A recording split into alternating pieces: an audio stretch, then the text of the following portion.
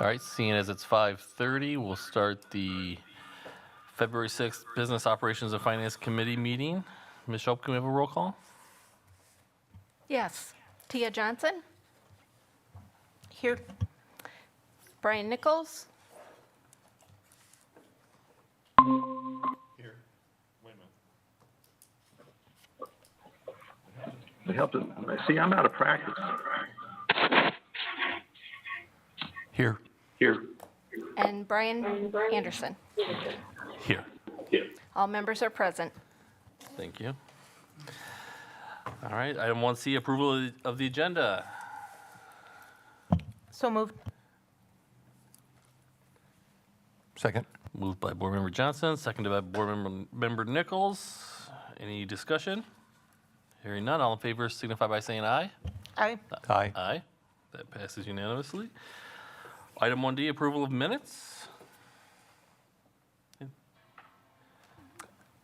So moved. Yep.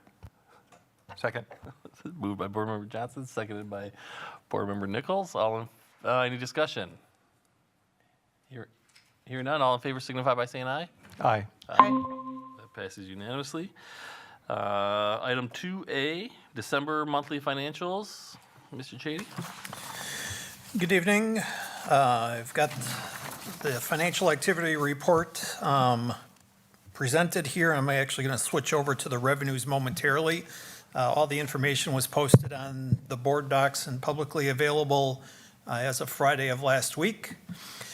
We'll talk kind of big picture with things this evening to try to keep us moving with a pretty packed agenda. So we'll begin by looking at our revenues for the month of December. And if we scroll down here towards the very bottom, highlighted in green in this middle column reflects revenues of $14,708,000 and some change. Pretty substantial revenue for the month. December is actually one of the few months, about 4 months in the year, that our revenues actually exceed our expenses, and you'll see that in just a little bit. Scrolling up the page, the largest source of revenue comes in state equalization aid, source 621. Trying to highlight that column here. We received a $14.3 million equalization aid payment in the month of December. The state actually spreads equalization aid payments out over the course of a school year into 4 different payments, and December essentially brings us up to 40% of our state award, so that's why it's so sizable. A couple of other points to point out with regards to Fund 10 revenues. Further up the page, source 280 highlighted in green. Here we go, scrolling down. We received $94,000 in interest earnings in the month. So that's good. Try to put that into perspective. That would be sufficient earnings to cover a teacher, a full-time teacher, both salary and benefits. So good for us that we were able to earn interest in that quantity.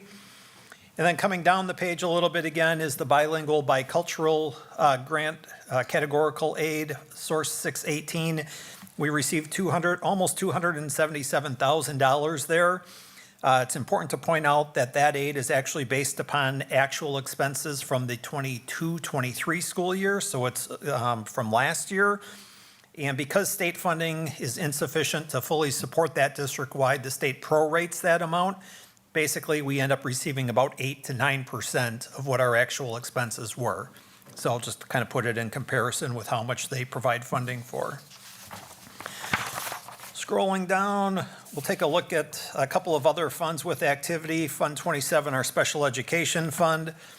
Total revenues here, $632,682, with the vast majority of that coming in our state special ed aid. $630,932 was received there. And then last big picture item would be Fund 50, our food service fund.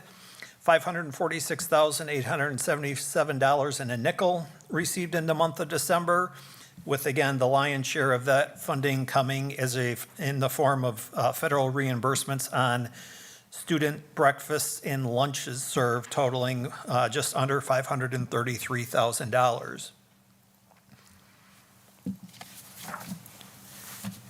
From any questions on revenues before I switch over to expenses real quick? Hearing none, seeing none. Hopefully that's viewable to the public. Taking a look at our expenses in Fund 10, our general fund, we're actually going to jump down to page 4, which is the end of the Fund 10 and provides the totals. Trying to advance down. There we go. So our Fund 10 expenses for the month, $5,275,437. If you compare that over, if you look to the right a couple of columns, you'll see the same monthly activity from the year prior, $5.8 million. So about a $600,000 variance or reduction there, favorable to our side. And then if we also look at fiscal year-to-date activity, so through the end of December, we had expended $27.8 million in our Fund 10 general fund expenses as compared to $32.2 million in the 22-23 school year. So both favorable, trending to the school district, which is great.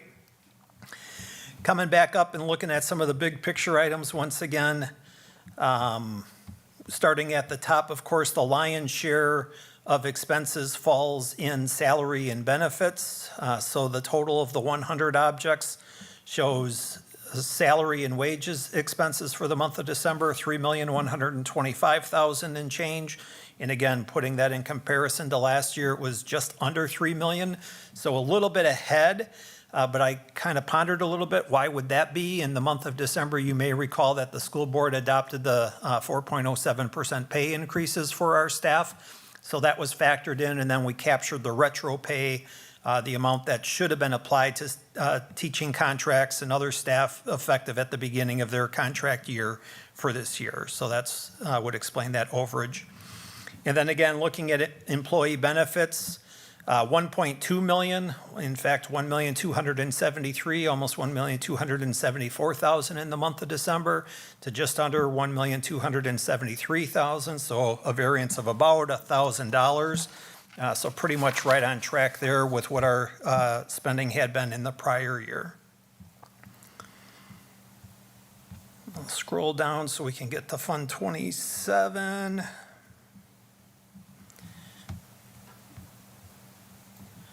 Here, the totals are on page 6. 1.3 million, 1,340,000 spent in the month of December of 23 as compared to 1,336,000 almost in December of 22. So again, very tightly aligned. And when you look at fiscal year-to-date expenses, 5.5 million in 23-24 school year, to 5.8 million in the 22-23 school year. And then a final snapshot, again, looking at Fund 50, our food service operation fund, $423,658 December of 23 compared to $418,000 and change in December of 22. So pretty tightly aligned, 1.6 million, both for fiscal year to date in the current year as compared to last year, trailing there by about $13,000. Big picture, when you look at things, grand totals of expenses in the month of December for all funds, $7,066,259 as compared to last year's same month reporting time period, $7,609,162. So we're favorable by about $550,000 this year. Looking at fiscal year to date, $36.2 million in the current fiscal year to $40.8 million at the same point in time in the prior fiscal year. So all benchmarks there are trending favorable for the school district. I'll do a quick pause and ask if there's any questions on that. Any questions from the committee at all?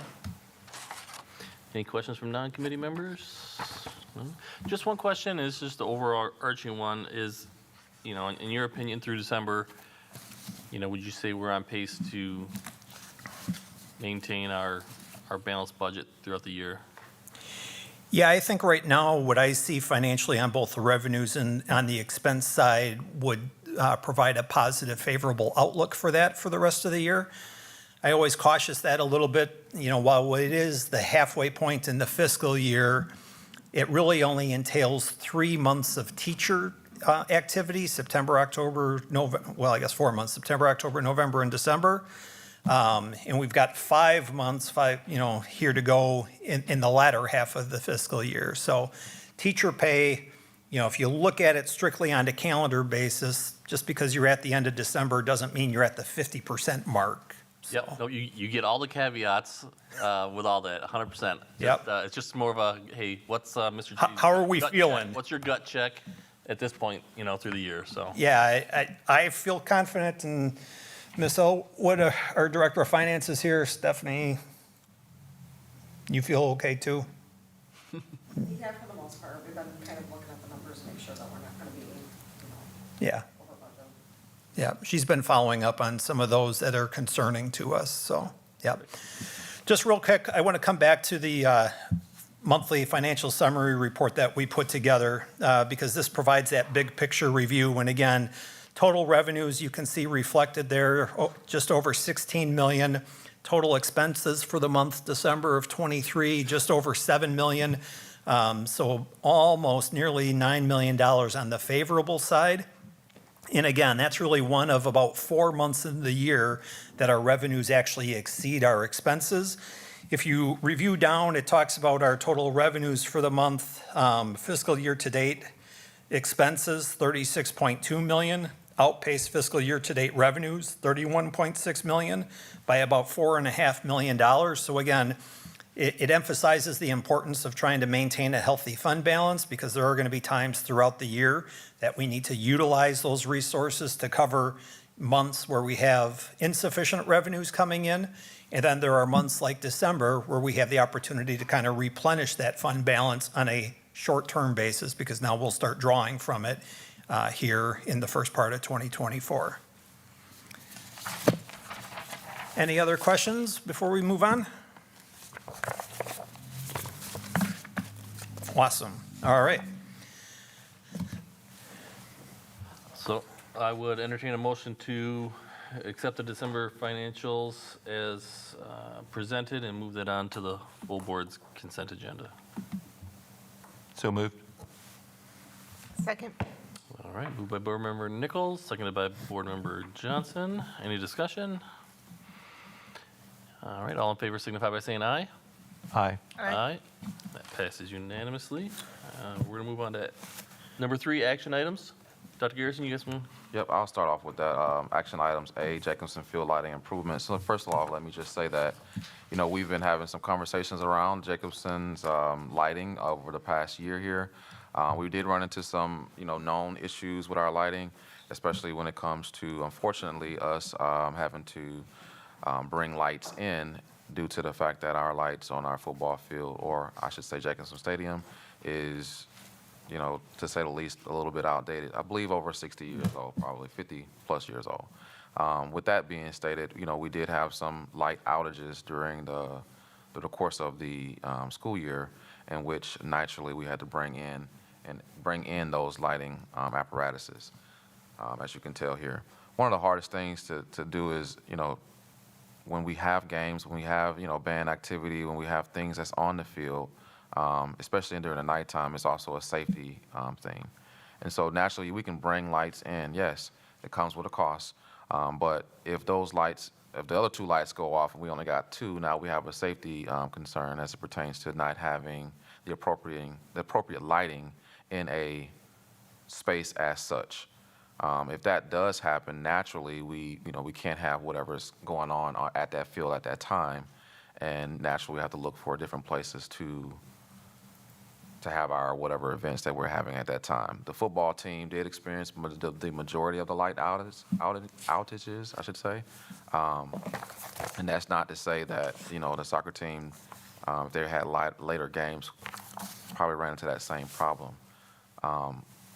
Overall, this is a concern that we need to fix this just based off of, again, from a safety perspective. I can't have night situations with apparatuses and then cross your fingers, hope the other two don't go out, right? And now we have, again, that safety concern for our school and, of course, our school district. And so that's why this has to come back up on the conversation.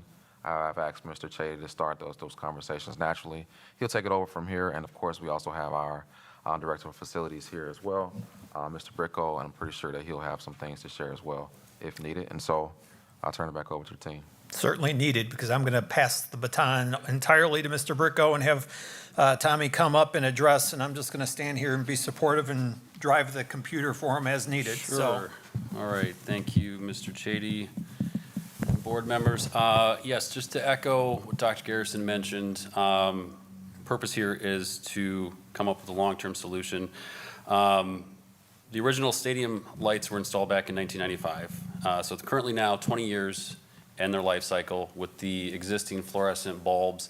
So let me just step back to what we're talking about here. The poles and the wiring are all intact. We've gotten confirmation from Gunther Electric that that is good to go with swapping out with the LED. So what we're looking at is just replacing fixtures on top of the poles. But again, 29 years with the existing fixtures on the top, they are at the end of their life cycle. To Dr. Garrison's point, over the fall athletic seasons, there were numerous instances where both banks went out, wouldn't fire back up. So in addition to safety concerns, long-term sustainability, we're looking to swap out all four with the LED lights. Back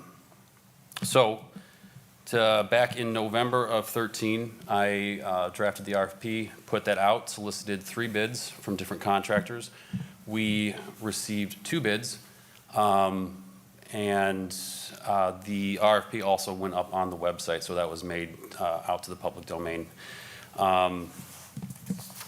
Looking over those bids that y'all have, you should have the materials in front of you. It's the recommendation of this department that we award the contract to Diamond Lighting and Maintenance. You'll note, I think somebody had asked the question, why Diamond Lighting and option 1, which is the $195,000 price tag. While Midwest Electric, which was the other contractor that bid on the project, came in a little less, their proposal was not packed with as much detail as Diamond Lighting had. In addition, Diamond Lighting offers us the 10-year warranty, maintenance warranty. I followed up with Midwest, poked around a bit. They could get a year. I like the 10-year better. So that's why it's the recommendation of this department that we go with Diamond Electric. I'll pause there and open it up to questions. I stand corrected. I did say the lights were 50 years old. The stadium is over 50 years old. That's my apologies. The Correct. lights are 30. My apologies for that. They're still old. and more importantly, a couple of them aren't working. Yes.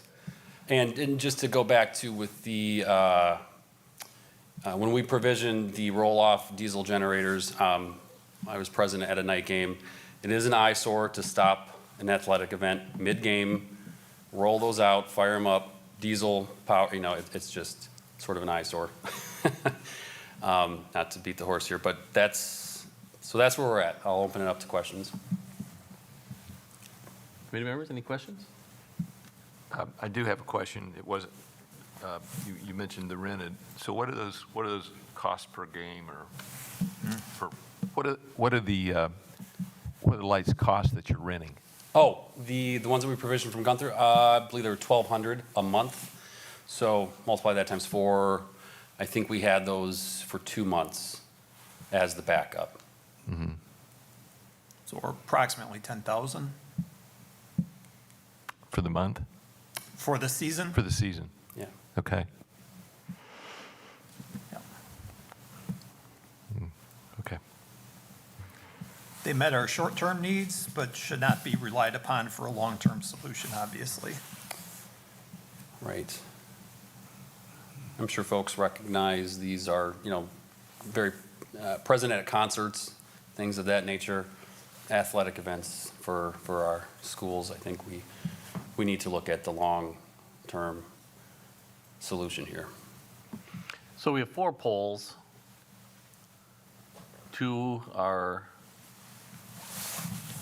working, but they're the same age as the rest of them, so, right, it's fair to expect that Right. they're gonna be at the end of their life cycle too. And we have 2 that work sometimes.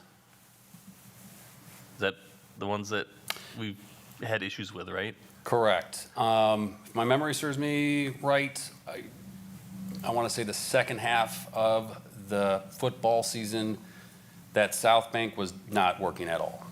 So when Gunther looked at it, and this is just, not that I'm suggesting it, but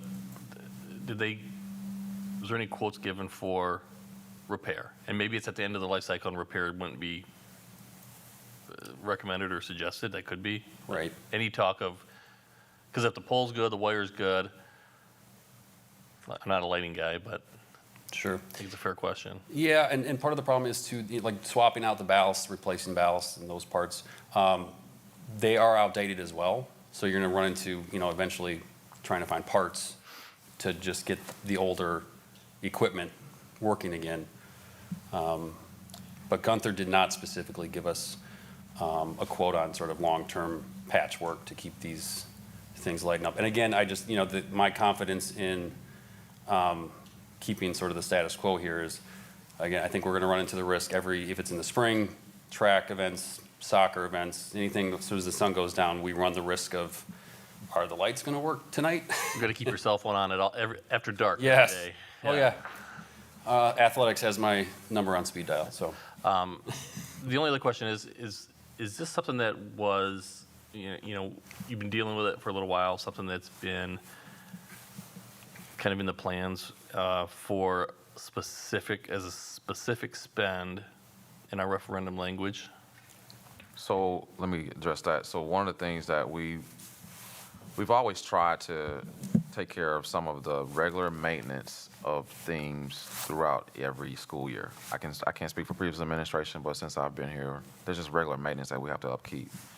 This is one of those bigger ticketed items, right, that would require some assistance. However, this is also something that we had to kind of build into, I don't want to say a budget, but build into in case this keeps happening, we may have to pay for this. Now, in lieu of not knowing the voters' positions at the current time, naturally, with the referendum, this still has that level of, we need to take care of this. Now, if it passes in April, naturally, we could roll this possible cost into that referendum. If it doesn't, we still have to have a safe environment for our outdoor activities. And our field is used a lot during the spring and, of course, into the fall. And that's just, where we are right now as it pertains to referendum conversations, as well as our overall need to take care of this big, when I say big project, but this safety concern that I have. I have a couple more questions. So approximately how many night events do we have in the spring because we got daylight savings time going into effect next month? So approximately how many do we have in the spring? Well, you're going to have soccer, girls soccer, I think, is a spring activity. Track. Track is a spring activity as well. I'm not sure what time, track begins, but they may have a need. Girls soccer varsity typically begins, I believe, at 7 p.m. Okay. So, almost every home game, they're going to need lighting as well. And just specific to your question, how many events, we don't have that information currently, but we can look back at last year and say, maybe I don't want to ballpark it, but I can definitely tell you it's over 10 plus events, easily. Probably for each sport that, yeah, uses Jacobson Field as their home. Yep. What's the turnaround time? If you gave the go on Monday, for example, next Monday, what's the turnaround time? To provision materials, and if we were to do this and award the bid out, ideally, I would like to get this project started and complete over the summer. But after speaking with Musco Sporting, who is the supplier of the materials for the contractors that bid, they have given me every assurance that procuring the materials for a project of this scope would not be challenging over the course of the spring. We would be able to get it done. I can't give you a definitive timeline, but it would certainly be feasible to get this started and completed over the summer months. And perhaps sooner. Right. Tommy will be prepared to contact Diamond Lighting, to let them know of the board's decision once we get to that point. I do note here that Diamond Lighting requires a 30% deposit to get the project started. So we would have to, incorporate that into our next accounts payable cycle and get that paid to them. They're not going to want to be laying out $100,000+ for materials without having something from us in advance, so.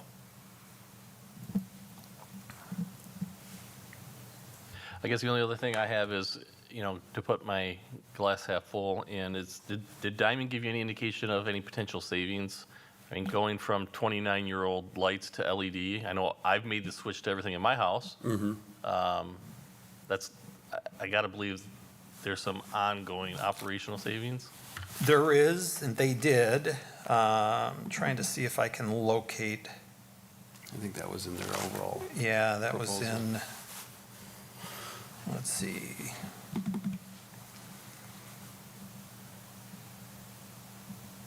Jacobson Field, here we go. Which file now? That's going to be the question. Probably this one here.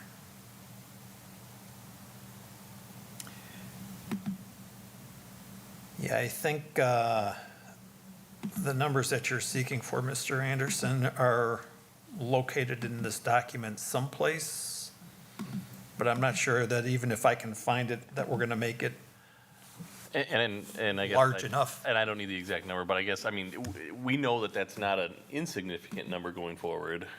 Right. I mean, so we're going from old traditional ballasts that probably are just energy hogs to much more efficient LED lighting, which will be drastically less.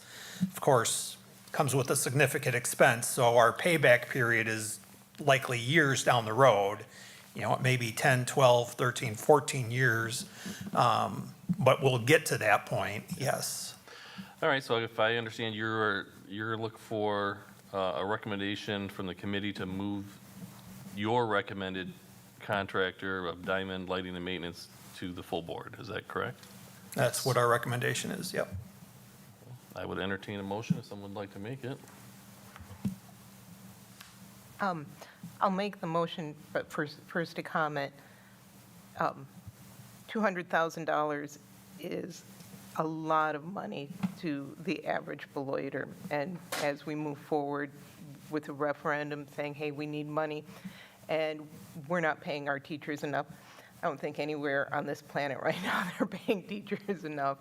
And I know that there are teachers having day-to-day, week-to-week costs that they can't handle.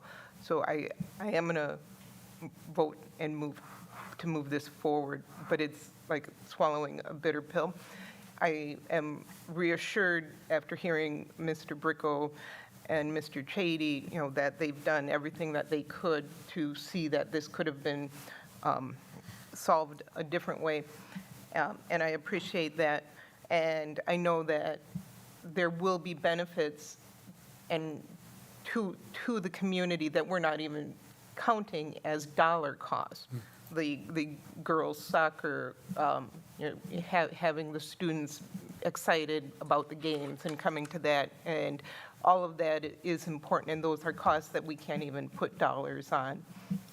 So I move this forward to the full board for the administration's recommendations of approval to the full board for consideration, and that's it. Second. Okay, we've got a motion and a second. Any other discussion? All right, yeah, all good comments. I guess then we'll take a vote on it. All those in favor signify by saying aye. Aye. Aye. Aye, and opposed. That carries unanimously. We're going to move on to item 3B, and we have some comments on 3B. Mr. Chady, if you want to touch on that one. Yeah, so 3B, we're going to ask that the board tables this action for next month. It was pointed out to me late yesterday afternoon that an attachment that I had was the incorrect attachment. It addressed TC Networks on a one-year contract when they had a two-year contract. I just completely missed it. I'll totally own that. But just to simplify things and perhaps expedite through the meeting this evening, we'll bring that back in March for committee action, and then the full board can approve it in March. We'll still meet our E-rate deadline of March 27th, so all is well. It was just an honest mistake on my end. I would say that was an honest mistake on my end. I take responsibility for, we had talked about, the 1 year is what we didn't want because of the E-rate wouldn't align up with it. And so naturally, it was just something that, that got Yeah. past me. Too much going through our heads, that's all. And I know we do still have time, so we just got to make sure we hit it right next time, and then we should be good. So Agreed. if everybody's amenable to that, I think, okay, we'll let that one go and move on to item 4A to discuss our 24-25 budget development timeline. Yeah, so I just wanted to provide the committee with an update on the school district budget preparation development process for 24-25. School Board Policy 620, our annual operating budget, specifies that the business office will establish an appropriate budget calendar for use in the upcoming planning process. Ms. Elwood and I have kind of drafted this with that perspective in Mark, trying to highlight the high-level overview, key budget development benchmark dates, et cetera.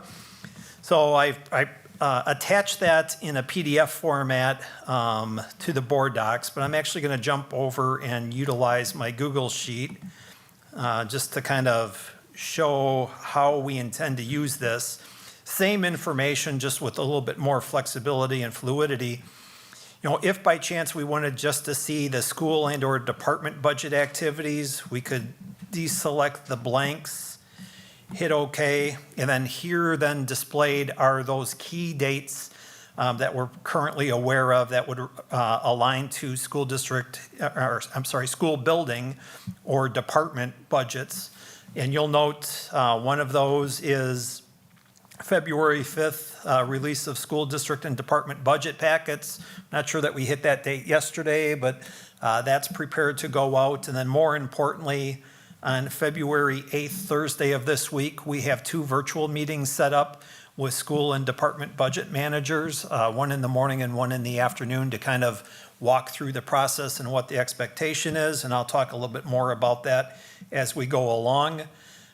So with this sheet, we've identified in these columns to the right, columns D through H, the party or the entity that has some work to do in these regards. If you look at the Board of Education, in fact, we'll sort that, get rid of the blanks. You'll see there's all sorts of stuff. And really what I did is I just went through and I put every committee meeting for the Business Finance Operations Committee, HR committee meeting, and school board regular meetings on the calendar. Because there are likely going to be things that need to come before you as part of, to provide updates throughout the budget planning process. So it's just more of a placeholder for us right now. Some of the committee meetings here, April will be a good one. On April 2nd, this committee meeting agenda should have an agenda item to discuss the initial school and department budget submission. So at that point in time, we'll give you an update of what we received back. It'll still be part of the budget building process, but it'll kind of be one of the first pieces of the puzzle, probably doing the frame, and then we'll get into the inner and start working on the picture as we go. So again, just big picture here. More importantly, I did note that we're releasing the budget packets to school and department budget managers here this week, and then that training that's coming up on Thursday. I want to let the committee and the school board and the public know that we are asking school and budget managers to essentially provide two different budgets this year. One budget, which we're calling option one or scenario one, will seek a 3% reduction in school and/or department budget expenses. And that will be the budget that we're going to utilize if the April 2nd referendum passes. So even if the referendum passes, we're asking schools and departments to reduce their spending by 3%. Option number two will seek a 10% reduction across the board in schools and/or departments, and that will be the budget that we will utilize if we are not successful with the April 2nd referendum. So if the April 2nd referendum were to fail, the district will need to make about $10.8 million worth of reductions for the 24-25 school year, which is roughly 10% of our budget. So that's why, excuse me, we're using that 10% number. The budget and school departmental packets will be expected back to the business office by March 15th, a bit earlier than normal, but it does provide them a good 4 or 5 weeks, which should be sufficient time for them to work on that. And if they need more time, they can address that with Ms. Elwood or myself, and we can make those considerations. So just kind of looking forward of what's to come with regards to the budget process. And if there's any questions, I'd be more than happy to address those.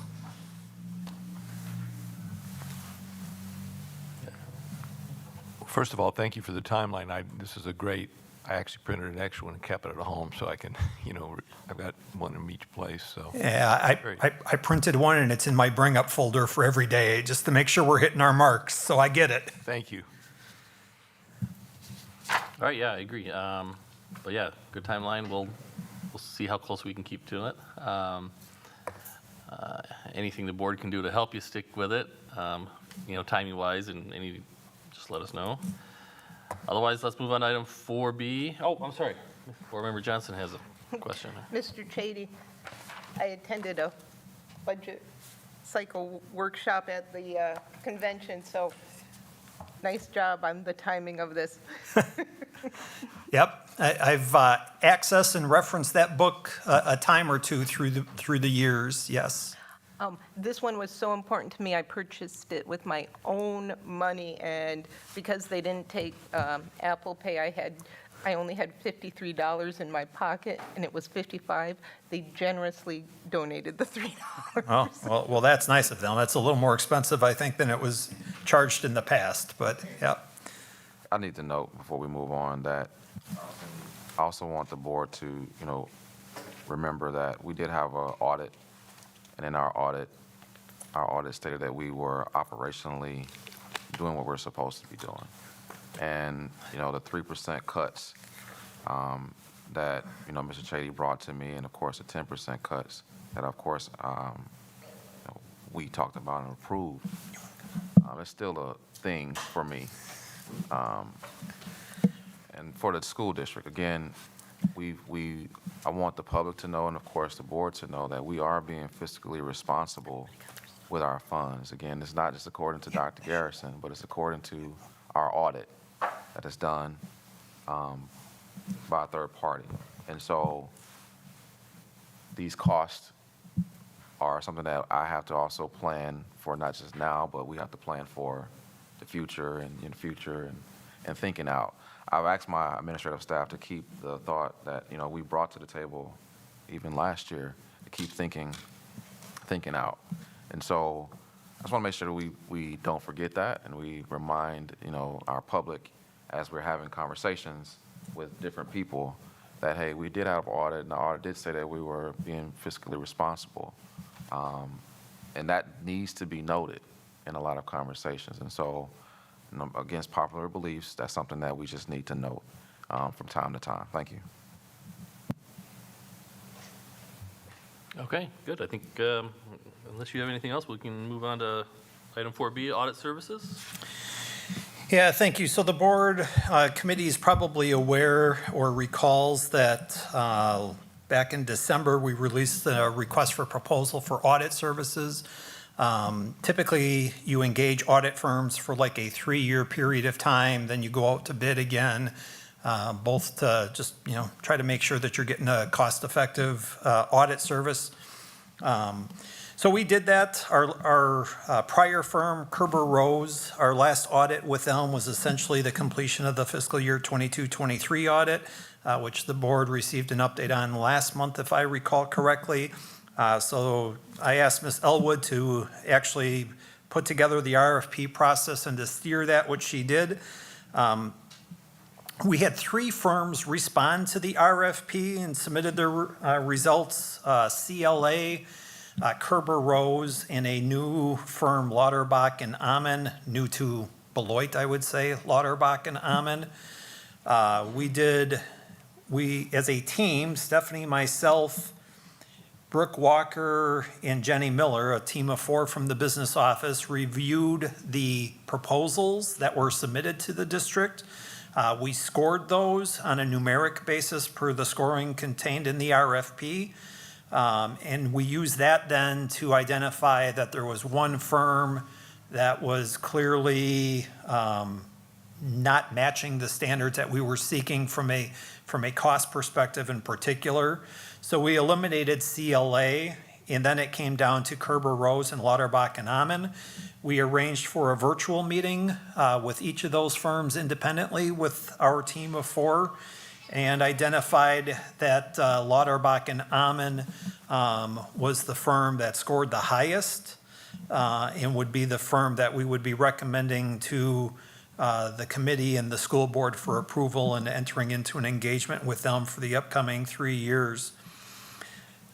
It is a change. Change is hard when it comes to audit firms in particular. The first year is a lot more detailed and time-consuming, but we're willing to undertake that. I think in the long run, we'll be in a better spot with Lauterbach and Amann. They provide some services to the district that Kerber Rose did not, from an educational perspective and some training and some guidance. There's also an online portal that most audit firms use that then we use to communicate requests back and forth to. The audit process or the online secure portal that Kerber Rose last year used internally, we found that to be a bit clunky and cumbersome. What we saw from Lauterbach and Amann was much more slick and seemed to appeal to us as end users of the product. So, Stephanie, you have anything you want to add or comment on about the process? Well, okay, so audit firms are pretty much doing the same process for all school districts. The state of Wisconsin sets out their points that they have to do, and all of them are pretty much they're all very, very similar. So picking an audit firm based on what they're going to audit is, that's very similar. So the 2 key points that he pointed out about the cost and the online portal, because with COVID, a lot of firms moved to mostly online for processing the audits. They typically don't come on site except for maybe 1 or 2 days at Right, most. not as much as they did pre-COVID, that's for sure. Yeah. So having that secure portal that's functional and easy to use is extremely important. Yeah. So Lauterbach and Amann actually scored a bit higher. Looking at it financially, Kerber Rose would run us around $4,500 to as much as $5,000 a year more. If the committee, the board's desire is to stay with Kerber Rose because they know us and we know them, we're fine with that, because that just kind of lessens the impact on year 1 and in the change with the audit firms. But I think being good stewards of the district's and the taxpayers' financial resources, $5,000 savings is a $5,000 annual savings. So we're prepared to take on the extra work in year 1. And in the end, I think we're going with the right firm. Any questions? I have one question. How long have we been with Kerber Rose? So Kerber Rose itself, 2 years. They were an offshoot of CLA, is that right, or? No, we were with Kerber Rose for 3 years. 3 We had years? somebody Oh, else okay. the year before that. And Got I it. don't remember if that was Okay. CLA or. Yeah, so 2 to 3 years.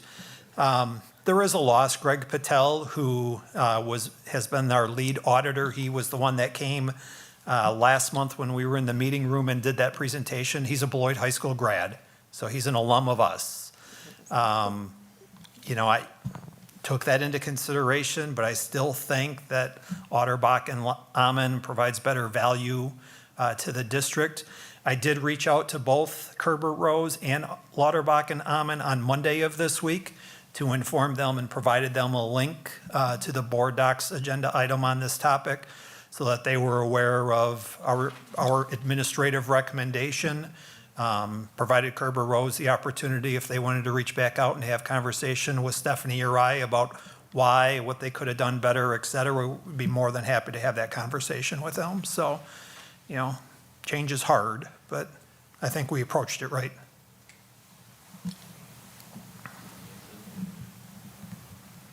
Well, I just say, in my work, I'm the recipient of a lot of audits and know what it takes to, put one together and the questions you have to answer. So if you're willing to take the change because it's the right thing to do, then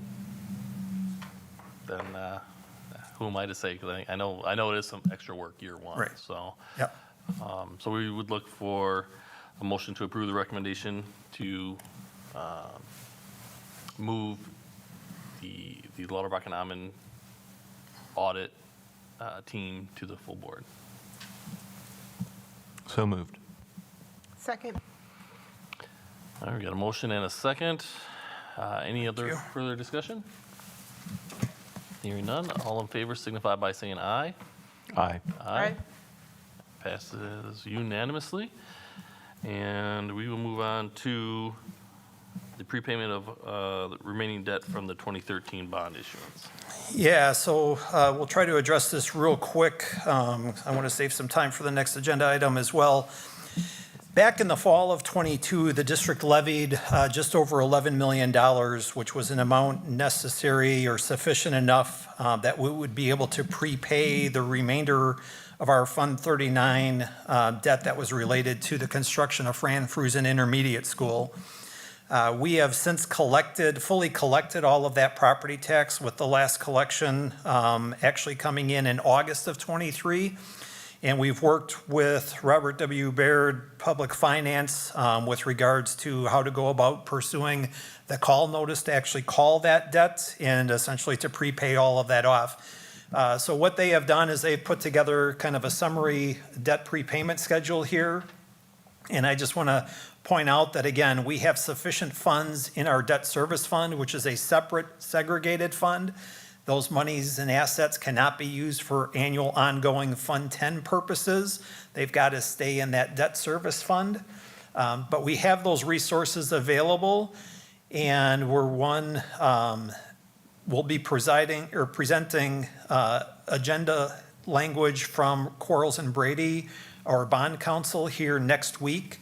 And then that will be before the board on February 20th for board action in adoption. And then we'll work with Baird with regards to the call and actually make the payments on April 1st of 2024. Coming back up here to the top, it's important to point out this third bullet. We will save the district approximately $725,000 in interest costs and future interest costs by making this prepayment early and not having to incur that interest expense down the road. I think I'll stop and ask if there's questions there. Hearing none, that's good. It's a good thing. So again, this will be on the full school board agenda with regards to the resolutions that we receive from Quarles and Brady here in 2 weeks as well. So you'll see it back. Very good. Point of order real quick. We voted to move the RFP bids and recommendations Was that supposed to be a vote? I don't think that was supposed to be a vote on item B. My apologies. I see, because that was discussion It was a only, not an discussion action only, item. Not an action item, correct. So I thank you all for the vote of confidence. I think it'll come back up and we'll move it at that point. Am I correct, Mr. Chater? Was that item B For the audit service, for the audit RFP. services? Yeah, it's true. It was a discussion. It was, Yeah, I think when I was writing it, I perhaps had intended it to be an action item, but I'm not sure that it got, I don't think it was. yeah, a little bit of a, yeah. It sounds to me that the committee is comfortable with us bringing it before the full school board later this month for consideration, so I think we're okay. okay. Thank you for catching me on that. No problem. That lets us move on to next discussion item, the proposed roofing improvements. Yeah, and I'll ask Mr. Bricko to come back up here and provide some leadership with this as well. As he's doing so, I'll just comment on a couple of things. One, Beloit's pretty good size. We've got, I think, 16 facilities over the course of, throughout the district. 10 of those are actually schools. Each of the facilities, of course, has a roof above it. That's a lot of roof surface area that needs to be maintained. And typically, a district of this size would be undertaking some sort of roofing improvement plan every summer, trying to replace and kind of stay on top of a replacement cycle there. You may recall that last summer of 2023, no such projects were done, so we're a little bit behind. And perhaps the summer of 2024 might be a little bit of a catch-up, but I'll let Mr. Bricko take it from there. And again, I'll just drive the slides as necessary. Right, thank you, Mr. Chady. Just to direct everyone's attention back here to, if y'all recall, in October, November of last year, EUA, Findorf were here to present their findings in the conditions assessment report. So from here, what happened, we took a look at this scoring chart here, and whatever was scored 2.5 or lower was deemed something we really needed to keep our eyes on, roofing being one of them. You'll notice Hackett Elementary School, their score was 6.7. 1.6. So, and that was sections A and B, which is the original section of Hackett, kind of going towards the back there between those two streets. I can't recall what that is, what those streets are. But anyway, needless to say, Hackett, case in point, looking at their roofs and this score at the end of their life cycle. Aldridge also scoring under, or 2.5. Yep. 2.5 or under. So following the release of EUA's conditions assessment report, we contracted with Apex Consulting, and they came in and did their visual inspections on the school sites that we saw that scored lower than 2.5. After their visual inspections, they conducted core cuts on the roof, digging up the material to get a better inspection of where things were. After the inspections provided by Apex, the other school sites that scored a 2.5 or lower were viewed as being able to, we could push out beyond the 5-year timeframe of those that were in the most need. So really it was Aldridge and Hackett. Those are the two schools that we're looking at that need the most attention when it comes to roofing. So working with Apex, we put the RFP out to bid in early December. Walkthroughs by 3 contractors in the state line area were conducted on December 14th.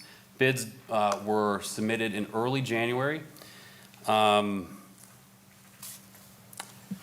So following the submission of the bids and reviewing what came in, we are recommending the administration that we award Pioneer Roofing the labor contract and Roofers Mart the material supplier and contractors for Hackett Elementary School. Again, that's sections A and B of Hackett. Project totaling there at Hackett, $477,351. Aldridge, it is our recommendation that we award GBR. And just to go back, Pioneer Roofing, Roofers Mart came in at the lowest bids. For Aldridge Middle School, GBR is the labor contractor and the Roofers Mart Same contractor for the materials for Hackett would be for Aldridge. That project, for all the sections outlined in the packet, they're totaling $1,080,609. Considering this price tag, I want to also just kind of reflect and go back to that EUA conditions assessment report. I remember being in this meeting with EUA and Findorff when this data was shared. You can recall hearing, that this was the first time the district had possessed such knowledge, a wealth of knowledge, to see where our schools are structurally. And, kind of highlighting Hackett in particular, and having talked to my maintenance team, the leaks over the last year, and this score is really concerning for me. To not have any inaction just doesn't seem feasible at this point for the schools that we've outlined. And really, when you look at this type of scope, summer is our only viable option to do that. The district has already moved on labeling these two schools as not accessible this summer. Summer school will not be in session at either Hackett or Aldridge. So, we have a great opportunity to get this work done to make sure our facilities are safe, secure, and we're staying on top of these projects. So I'll open it up to questions.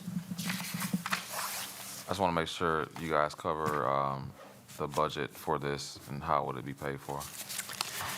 So, yes, thank you, Dr. Harrison. I actually spoke with Apex Consulting today, and any way we need to straddle this cost over FY24, FY25, they're willing to work with us, whether that's 50% down this fiscal year, 50% the next, or all into next. I got confirmation today from Apex Consulting that they would work with us. Yeah, so we'll be looking at, as we approach the end of the fiscal year, currently we know that we've got resources available to apply to this project in the fiscal year 23-24 budget. Depending upon how things shake out, the vast majority of this project could be covered in Tommy's facilities and operations budget, but if needed and necessary, we can roll some of the expenses over into the 24-25 budget as well. It is a large chunk of money. Roofing's not cheap. Roofing's not easy. Hackett has to be done without question. Aldrich, could we reduce the scope in the bid there and do a fewer number of sections? We could, to bring the cost down. But in all honesty, just economies of scale, we end up paying more than in summer of 25 to do the same work that we could do here in summer of 24 in a more cost competitive basis. Labor only goes one direction, and that's typically up. Materials costs, buying a bulk volume of materials for both Hackett and all the sections at Aldrich certainly provides us some savings opportunity. Getting the materials from the ground level at Aldrich up onto the roof, that doesn't happen with a ladder. So a skid steer or some sort of crane needs to be mobilized for the contractor to actually do all of that. So there's just economies of scale. And on top of that, as Tommy mentioned, we've already informed the district that Hackett and Aldrich are facilities and operations for the course of the summer. So there shouldn't be student activity going on in those buildings. Likely, the office will still be operational. Custodial crews will still be in there doing their thing. But, it's really our opportunity to attend to some of this work without interference from other daily student needs. Okay, Tia, you had a question? Oh, yeah, I was just wondering what the warranty on the labor and materials were and if they're all comparable. I'm sorry, board member Johnson, can you Warranty. the warranty. I'd have to go back and look. I believe that they all are. I know that the recommendation is based off low bid. But we have to probably pull that up. Yeah, I'm not sure. We'd have to go back to the individual bids received to look at that, and we can do that. Yeah. While you're, looking at that or whatever, before I get myself in trouble again, Dr. Garrison, this is not on an action item, but the commentary was, hey, similar to the last item, looking to move rapidly. So what is it? So, I know this is a large budgeted item, and then the consideration for, some of the thoughts that, comes with this. My hopes is that, again, we have the conversation now. It's about our first time hearing it. There may be some questions that you all may have. Again, I understand it's a large ticket item, but it is something that we've budgeted for. We do have some other things that we would like to, make sure that if there are questions that comes with this, we want to make sure we cover that. So I was just trying to honor the space of this being, again, a +$1 million item to allow the board to, share any additional questions or thoughts that y'all might have before we move it forward at the next month's conversation. Very good. Any other questions from the committee? I just think it'd be a great idea to have the, warranty on labor and materials. Yeah. Okay. Dr. Chady, anything else to add on that topic? Not as of this evening, no. Very good. All right, then we'll move on to item 5A, our next meeting date. This committee will meet Tuesday, March 5th at 5:30 PM. And as soon as we have, let's see, actually then we'll move on to item 5B, adjournment. I would entertain a motion to adjourn. So moved. Second. A motion and a second. All in favor of adjournment signify by saying aye. Aye. Aye. Aye. And we are adjourned. The HR committee will start momentarily.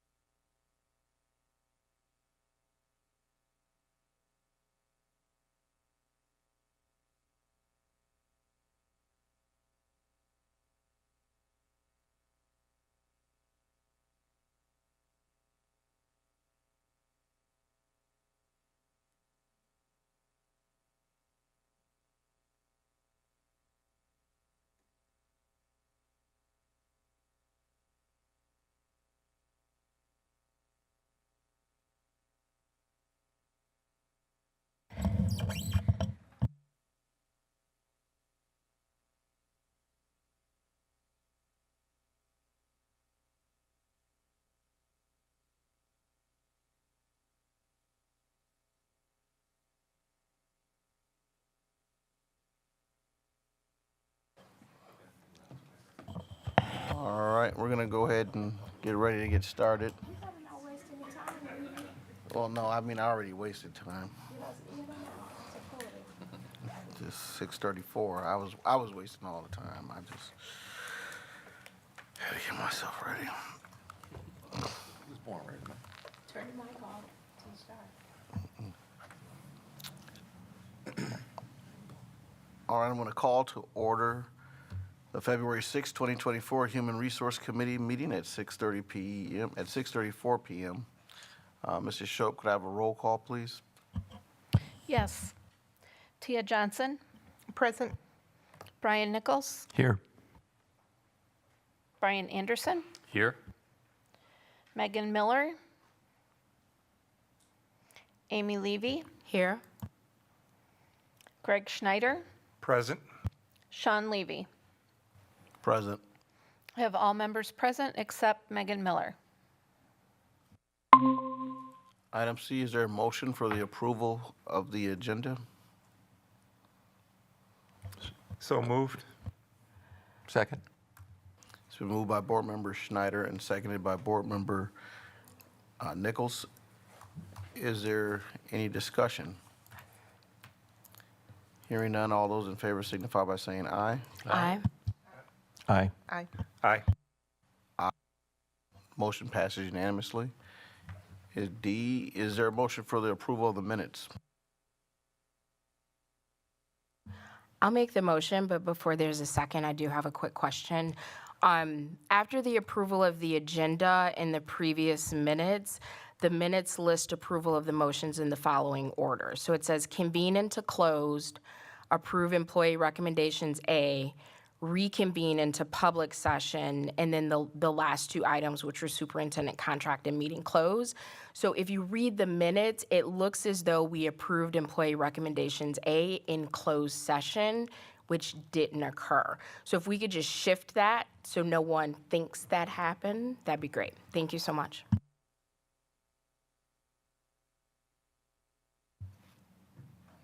Hearing that, I'll second that motion. It's been moved and seconded, moved by Board Member Amy Levy, seconded by Board Member Brian Anderson. Is there any discussion? Hearing none, all those in favor signify by saying aye. Aye? Aye. Aye. Aye. Aye. Aye. The motion passes unanimously.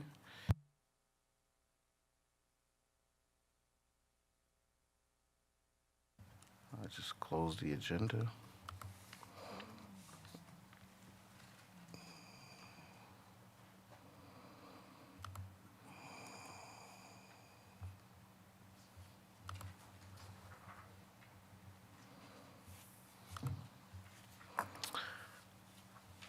All right, we're on to item 2A. A motion may be made to convene the Human Resources Committee into closed session to consider employment recommendation exhibits pursuant to section 19.85, parentheses 1, parentheses C of state statutes. Does anyone have a need to go into closed session? So moved. Okay. Is there a second? A second? It's been moved by Board Member Amy Levy, seconded by Board Member Brian Anderson. Any discussion? Hearing none, Mrs. Shope, could we have a roll call vote, please? Yes. Greg Schneider, Aye. Amy Levy, Aye. Brian Anderson, Aye. Brian Nichols, Aye. Tia Johnson, Aye. Sean Levy. Aye. Motion carried unanimously. We'll be close out of your public link, and we'll be going into closed session, and then we'll come back to take action and open anything that we need to from our closed session. I gotta see.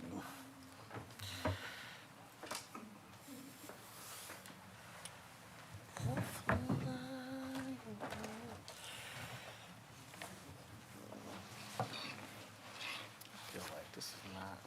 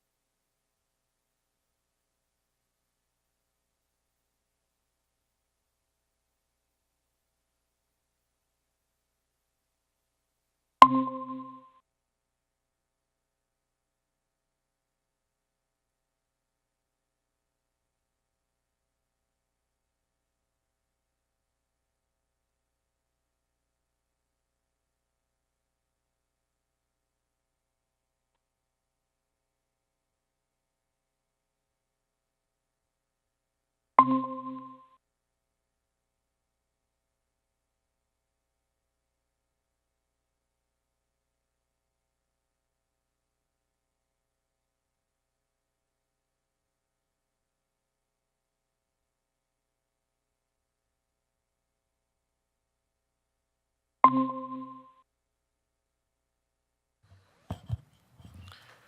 the Human Resources Committee has reconvened in public session in order to take any action if necessary on items discussed in closed session.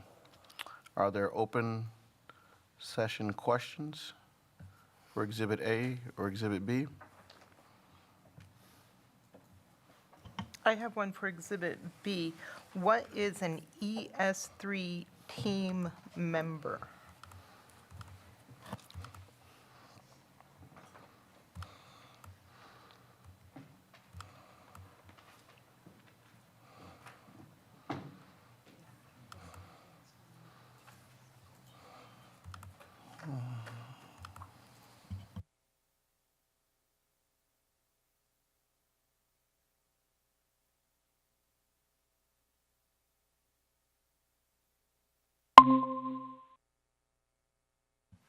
Can you tell me where you see ES, where you see that at? I'm sorry, maybe I'm missing it.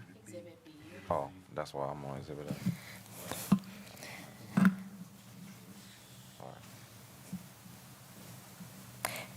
So, good evening. This is this is the third and final year of the ES3 grant.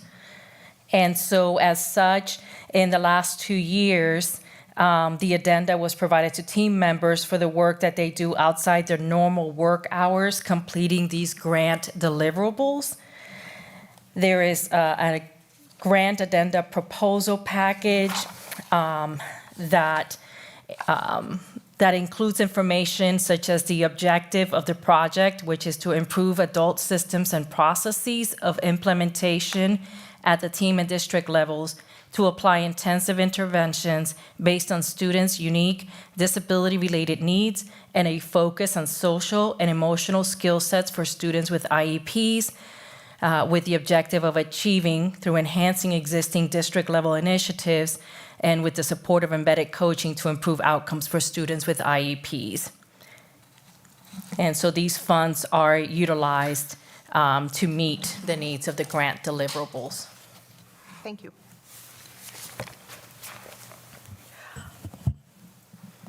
Thank you. I had the same question, and the reason that was on my list is because it's not listed on the addendum matrix. So this is coming directly from grant funding, and since it's an additional expenditure, that this is the last year, we've had this for 2 years prior, we just wanted to make sure the board was aware of the grant funding that is going towards something that would otherwise constitute an addendum. So this will not be a part next year or any year after that, and it was never made part of the addendum matrix because it's not funded from the same source as our matrix addendums. These are strictly a grant for this purpose. Got it, and I appreciate that additional context, but I guess my question is, if, when I vote to approve something, I match what it's supposed to be with what is being proposed, and this additional information that we're hearing this evening wasn't included in our packet to prepare for the evening. So is there a reason that additional information wasn't provided, since it's not an item that's listed on the matrix? I don't know that this particular grant addendum was presented previously in the spirit of transparency, knowing that an addendum was going to be issued for the purpose of complying with this grant. I made sure that I included it with this evening's, but I'll be more than happy to provide offline the same information that I just provided here.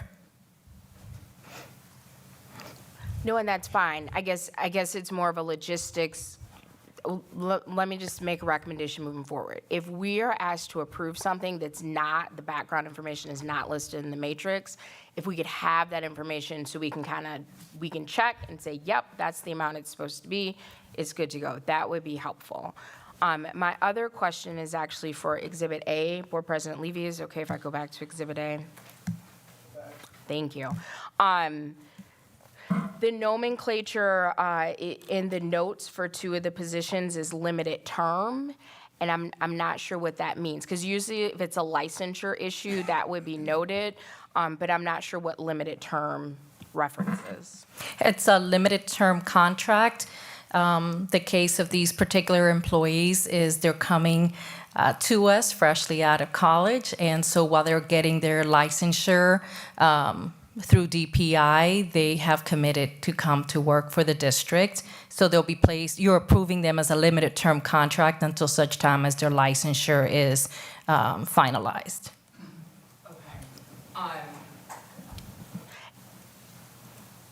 And just to make sure my memory is correct, usually when people have a licensure issue, that's how it's listed. Is there a reason this is different? No, the limited term contract is usually for licensure. Okay. And then my other question is based on a practice that I just found out about with the purging of subs, if they haven't subbed in a while. Do we still have a shortage of subs? We do still have a shortage of subs. Now, you should note that there are at least 2 of the substitutes that are listed as resignations that solely came back for the purpose of covering. One came back to cover for their child's classroom, and the other one came back only because of our need for that specific leave of absence. And so they're not interested in continuously subbing for the district. So I guess my broader question is, if we have a sub shortage, why would we purge the sub roles? And I get if people aren't responding to jobs, but it eliminates their ability to respond to jobs, and we need subs. So now, I'm just not clear on what the harm is in keeping people kind of on the bench as a potential sub, even though they may have not accepted a job in a while. Sure. So that is an internal practice. That's part of the substitute handbook. The reason we do that is because they're active in our Skyward systems. And so if they're not taking any additional roles, it does help to clean up any inactive employees. Usually, like I mentioned in closed session, we do communicate or try. We do try to communicate with them and see if they have a willingness, but if they're not interested in continuing, some of them because they moved, others because of any other reason, then we go ahead and separate them to clean up inactives. Perfect. And I guess my final question is, everything else that appears on Employee Exhibit A is as it should? Like, we don't need to make any edits or? No, everything is accurate. Okay, thank you.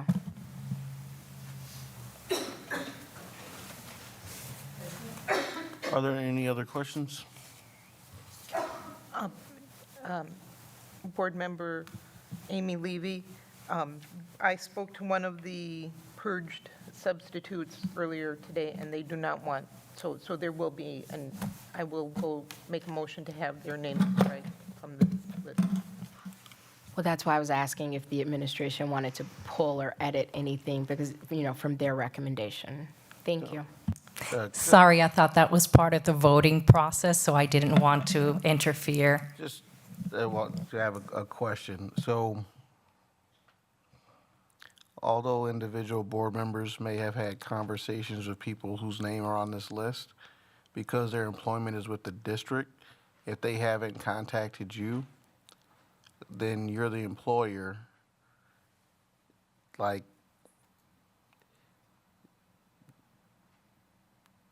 you have not received any official communication from them to do other than what you've already decided to do as the district, correct?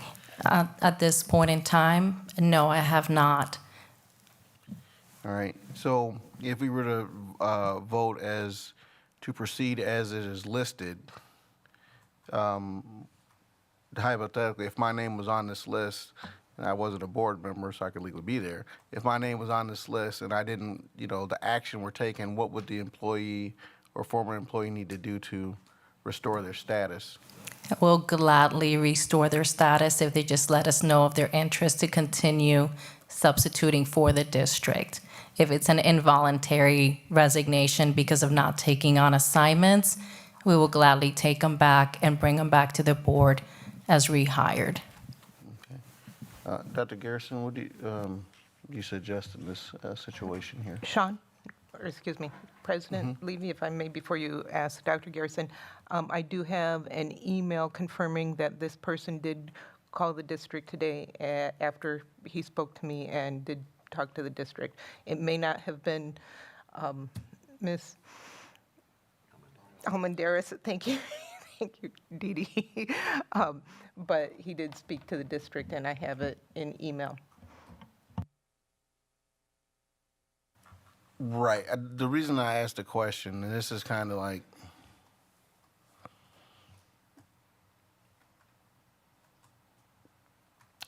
the reason I asked the question is because even with all those things happening, the 7 of us don't work in the HR office.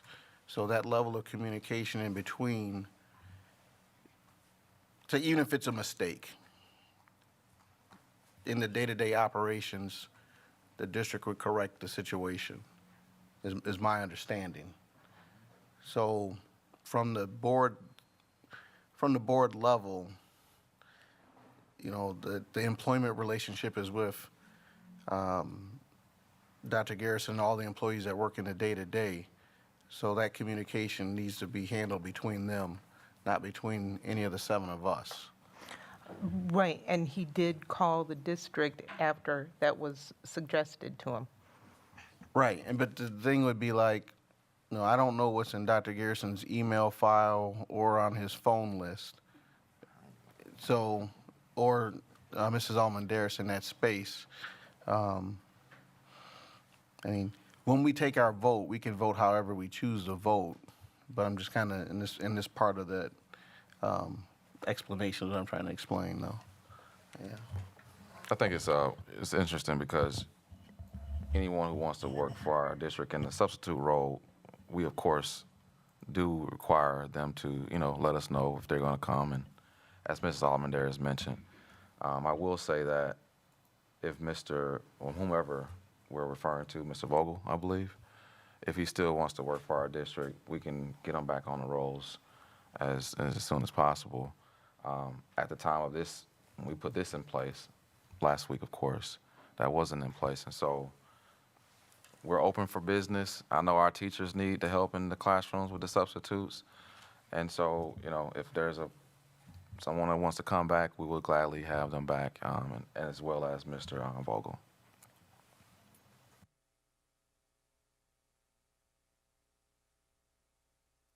Oh, so to Mrs. Levy's question, as it pertains to, did you have a question about advisement? No, sir. Sure, okay. So, Well, just a minute. My question was about advisement because even with the information that's presented, because you are the administration, and if you haven't verified that you have actually received those contacts, which is like we're in the moment now, it's kind of impossible for us to like act off of what you have not verified in the day-to-day work. So I was asking for, you know, as we're presented with some options here, how to move forward.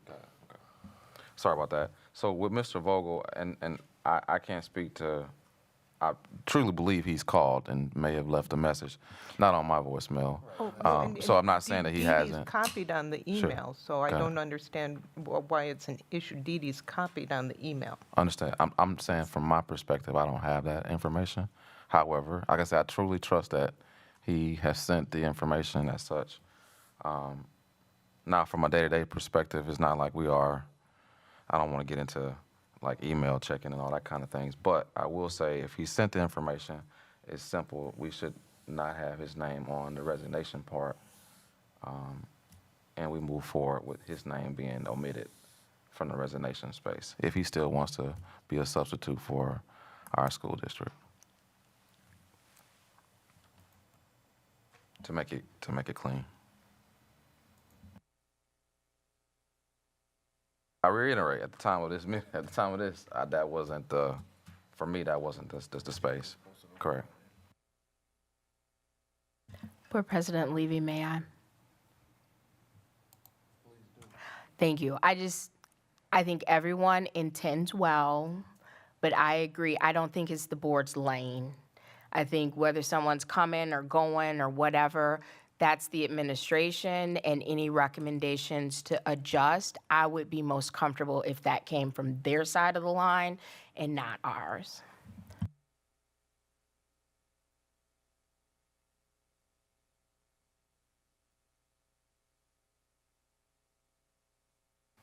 If I may. Go ahead. I reached out to this person to express my disappointment in their choice to leave the district.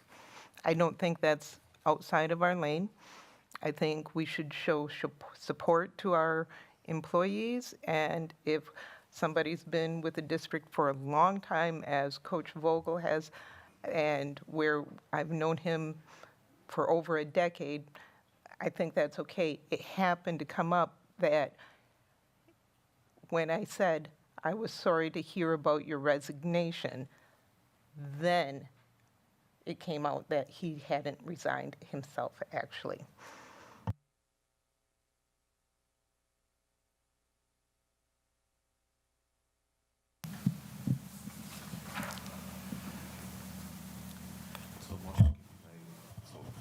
So my recommendation is that a motion can be made minus Mr. Vogel's, if the board chooses to approve Exhibit A, minus Mr. Vogel's resignation, as my addendum or slight change.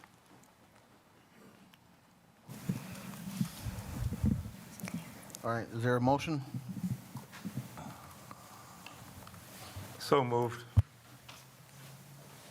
To approve the recommendations, Exhibit A minus Mr. Vogel and Exhibit B. Before there's a second, are you okay with the friendly amendment to remove the ES3 team members?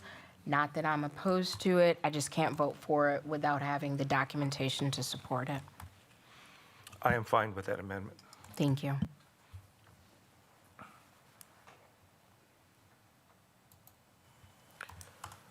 There's a motion, is there a second?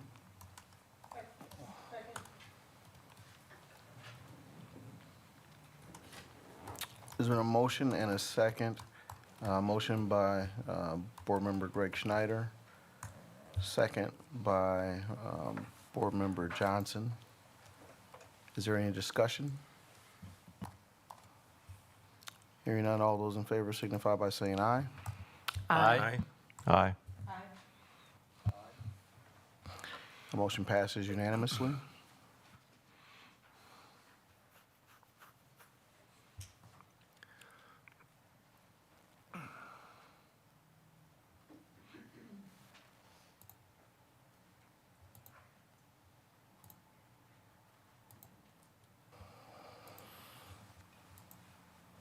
Moving to 3A, our next meeting date is Tuesday, February 20th, 2023 at 6:30 PM.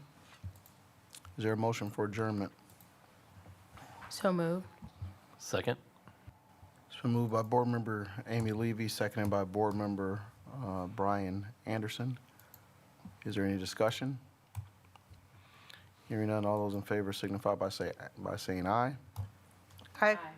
Aye. Aye. Aye. Motion passes unanimously, and we're adjourned. We'll start our regular board meeting in 5 minutes.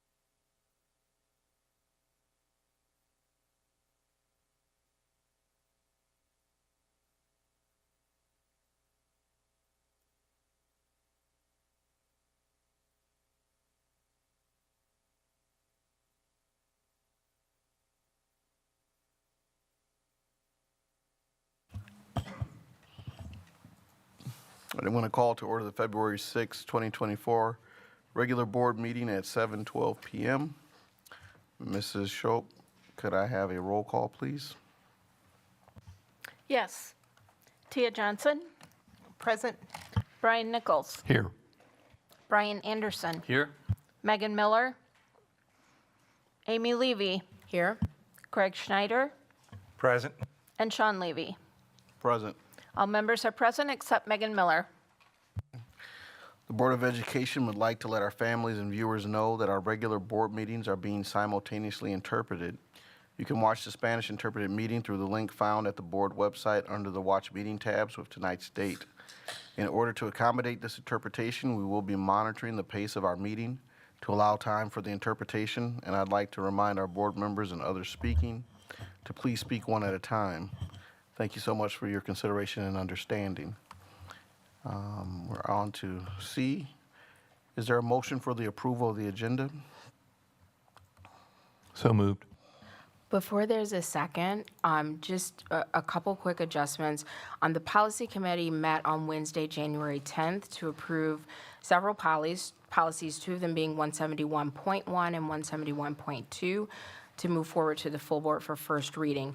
Both of those policies appeared on the Tuesday, January 16th regular agenda for first reading, but they also appear as first readings this evening, so that needs to be adjusted to second readings. And again, that's for two policies, policy 171.1 and 171.2.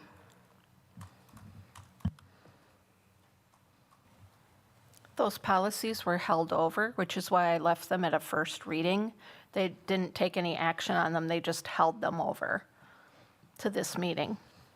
Was there discussion on the policies? And I wasn't at the regular meeting on the Right. 16th. There was a little bit of discussion, but then it was decided to hold them over. Okay. That's the only reason I left them at first reading, was because they decided to table them. If there was a discussion on it, in my opinion, that counts as the first reading, because it was reviewed by the board and a discussion was had, and this should be the second reading for both of those policies. Now, again, anyone can pull those off, ask questions, et cetera, but this should be the second reading for both of those. I'm fine with that if the rest of the board is. Anyone object to the being the second reading? All right, so we'll make that adjustment.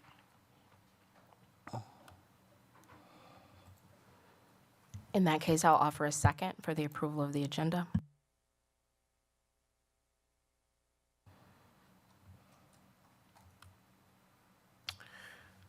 So there's been a motion for by Board Member Brian Nichols, a second by Board Member Amy Levy with adjustment to the second of the policies that were reviewed at the last committee, being noted as second reading. Is there any discussion? All those in favor signify by saying aye. Aye. Aye. Aye. Aye. Aye. Aye, the motion passes unanimously. And I will lead us in our Pledge of Allegiance.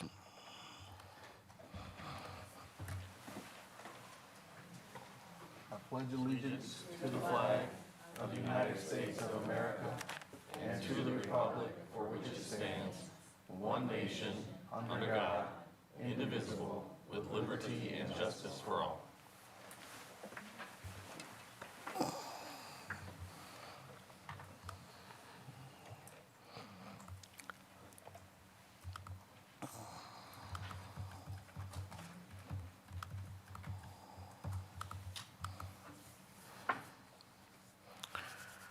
We're now to public comment. Mrs. Shope, do we have public comment this evening? I do not have any emails, but I have two people in the room. Okay. The Board of Education meetings are conducted for the purpose of carrying on the business of the schools. The board, as representative body of the School District of Beloit, wishes to provide an avenue for any individual to express interest in and concern for the schools. Accordingly, the public is invited to attend any sessions of the board or any meetings of the board or of board committees. At every regular meeting of the board, time is set aside for the personal presentation of individual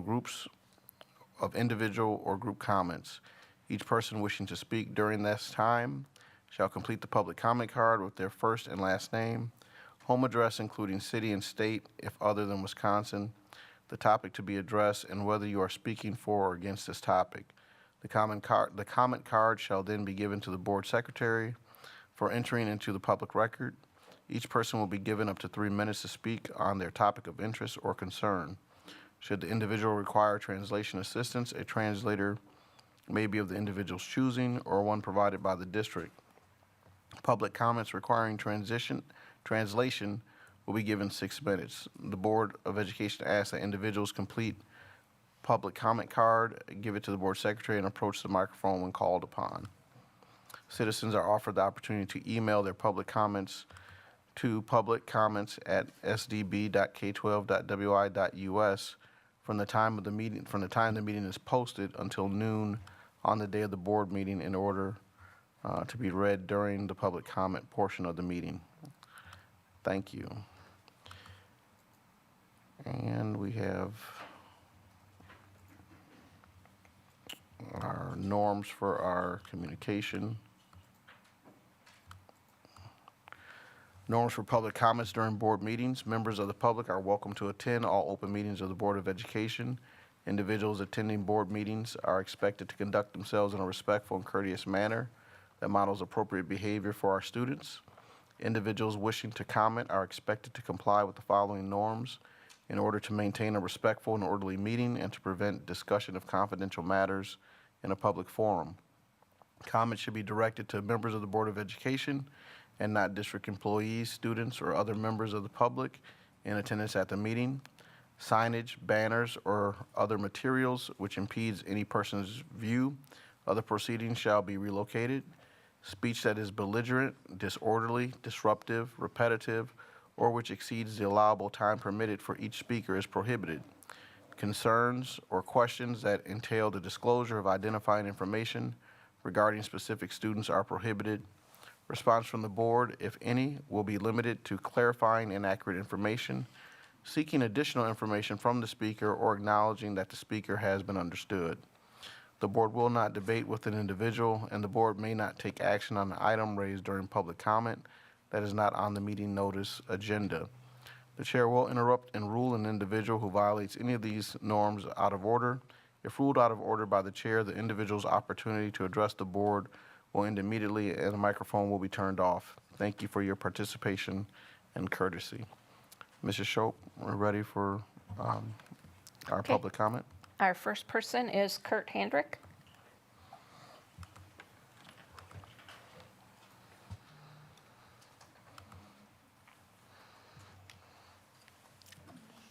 My name is Kurt Hendrick. I live at 740 Grant Street. Oh, can you put For the past 25-plus years. Can you turn the mic on? Sorry about that. We're good now?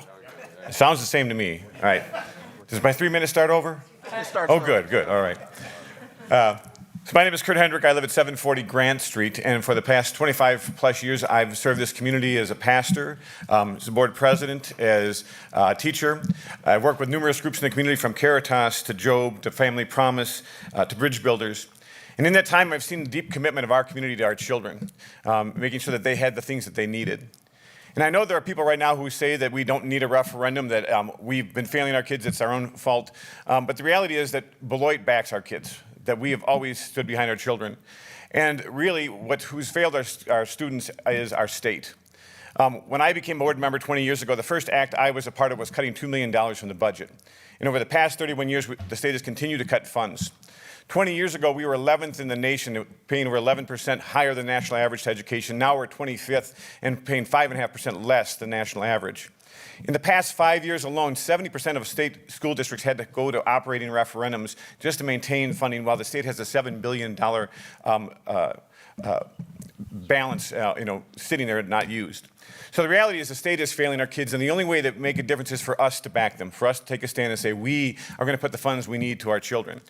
And all the data shows that it makes a huge difference. That money allows us to have smaller class sizes for our youngest children and for those most in need. It also allows us to keep and retain teachers at living wages. And so I'm going to call on you as a district to make a commitment to saying that this is what we're going to do with these funds to make sure our children have what they need and that they have the educators they need. And for our community, I call on our leaders and all the different community groups to take a stand in favor of this referendum, because even saying we're not going to take a stand looks as if you don't support our kids. And for all of us individually, I call on us on April 2nd to vote yes on this referendum to show that we stand with our children, that Beloit backs our kids. Thank you.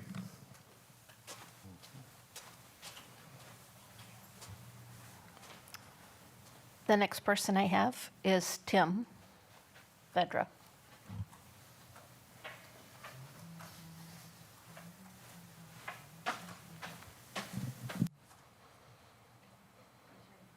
Oh, sorry. Okay. Good evening. My name is Tim Vedra. I'm president of the Beloit Education Association.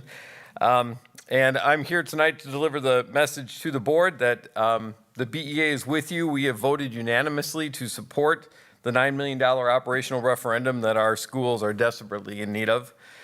This referendum will give us the funding required to maintain our high-quality educational programs, prevent large-scale cuts to staffing, maintain class sizes, and keep our district on a level playing field with neighboring districts. The funding will allow our district to continue to provide the Beloit community with the quality schools to make our students college, career, and community ready. The stakes are high on April 2nd. This operational referendum is vitally important for our district to avoid at least a $10 million deficit each of the next 3 years. Our district has functioned admirably as declining enrollment has decreased the amount of funding the district has received due to the state's broken school funding formula. The excess has been trimmed from the budget over the years, and now the district is looking at very drastic decisions with buildings, programming, and staffing should this referendum fail.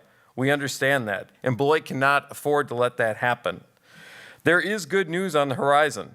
Enrollment is up this year in the district for the first time in many years, and it is a trend that we are working to keep moving in a positive direction. New curricular programs in reading over the last couple of years and math this year have been adopted, which are providing our students with an excellent core curriculum that is being evidenced by our improving test scores. We continue to offer excellent programming for our students in the arts, AP classes, athletics, and tech ed, in addition to our high-quality academics. The district is moving in the right direction. Quality public schools are the backbone of every thriving community. The Beloit Education Association stands in full support of this referendum question. The students of Beloit deserve nothing but the best. Thank you for this opportunity.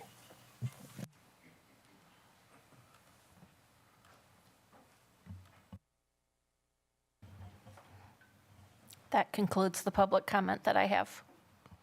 Okay. We're on to item 3A, Superintendent Report, Board Report. And so piggybacking on some of the comments that were made here, thank you, Mr. Vedra, thank you, Mr. Guy Henrich, for your comments. You know, one of the things that we have the awesome opportunity to do is to continue the conversations around referendum. As you all know, last year we did come to that conversation, and again, here we are. You know, it is I'm looking at the time, and I don't got that time, so I'm gonna turn that off. Like I got 23 seconds now. You know, part of my work here as a district administrator is to, you know, make sure that the information is out there. We have really been working hard to make sure that everyone knows that we have this referendum in place. The resolution has been made, and we are moving forward with our referendum information. Some of the things that I want to share with you all is that we put a lot of our information on our website. And I know at times, you know, people have to pull out their devices and go to the internet and search our web pages. But we've made it so that it's very easy to navigate this information. The public will get a lot of information from a lot of different people. But I will say the most accurate information that you will find will be on our website that we have updated. As you can, well, I'm going to show you all now, as you can possibly see. So give me 1 second. I'm going to share my screen, and then I'll go from there. So what you see here now is a snapshot of currently what we have out there. We do have a frequently asked questions page, where you can actually come and you actually can look at a lot of different information, share some thoughts. Naturally, we also want to make sure that you are able to capture some of those thoughts. But these frequently asked questions, the FAQ section is a very important section of our webpage, something that we updated from last year as well. You can expand these questions where you can be able to find information about each of those, of course, opportunities.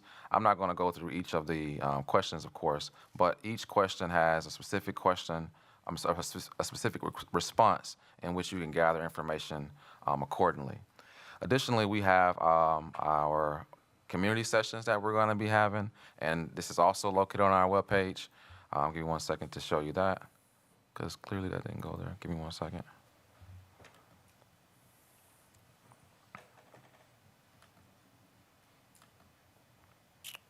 We have our community sessions as well. This is also located on our webpage where you can actually see where we're going to have our community sessions and so forth.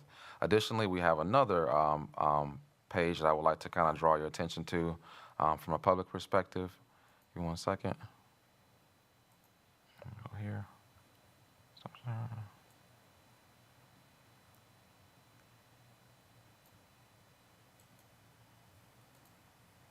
right.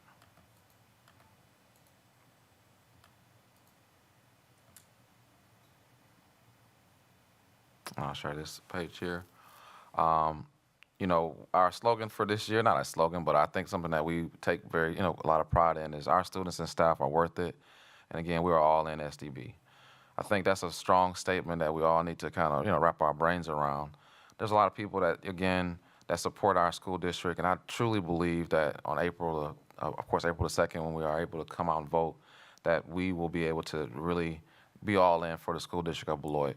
I think that's something that goes without saying, especially in this space with the board. You already have a resolution in place that you all unanimously agreed to, put in place. And of course, we know why we're doing this. I do want to note that in our budget conversation, our keyword roles most recently audit that we put out, it did state that we are being fiscally responsible with our funds. Okay, I want people to know that. And I know a lot of people may have their different opinions around what that actually looks like and sounds like, but our third-party audit that we all agreed to and we, of course, approved stated that we are being fiscally responsible with our funds. In this case, now we are asking our public to support us additionally to meet our operational needs. There are year-over-year costs that we have to, look at, and we are making those adjustments even at the $9 million mark. In the Business Committee and Finance session today, we discussed in general that we're still looking to possibly have cuts being, presented, even with the $9 million conversation. So the school district is, again, going above and beyond as it pertains to how we're funding. The school district is going above and beyond as it pertains to what we need to do to keep educating our students. But there is a request that will be on the ballots, and again, that's a $9 million request over the next 3 years. I do want to pause there and just make sure that people truly understand that our goal is, again, to have impact. All right, our goal is to have impact, and our goal is also to get results. And we have shown those results in this short time since this board and myself have came into the conversation. We have increased our enrollment. We have had 2 years back-to-back increase on our report card. From a student achievement perspective, we did balance our budget. We reconfigured our school district in a very short period of time, and I truly believe that those things alone, being a $10 million deficit, even balancing our budget, those things alone shows that we have been very responsible in the conversation. And so this request, it does not just fall on deaf, hopefully the request doesn't fall on deaf ears. It falls on, we did do something in the interim since the last time we were coming with since the last time we were there asking the public for their support. And so I just want to make sure that this page is something that we keep in mind. I will have updates as it pertains to the referendum along the way. Board, I am asking you that you participate in as many of our sessions as possible.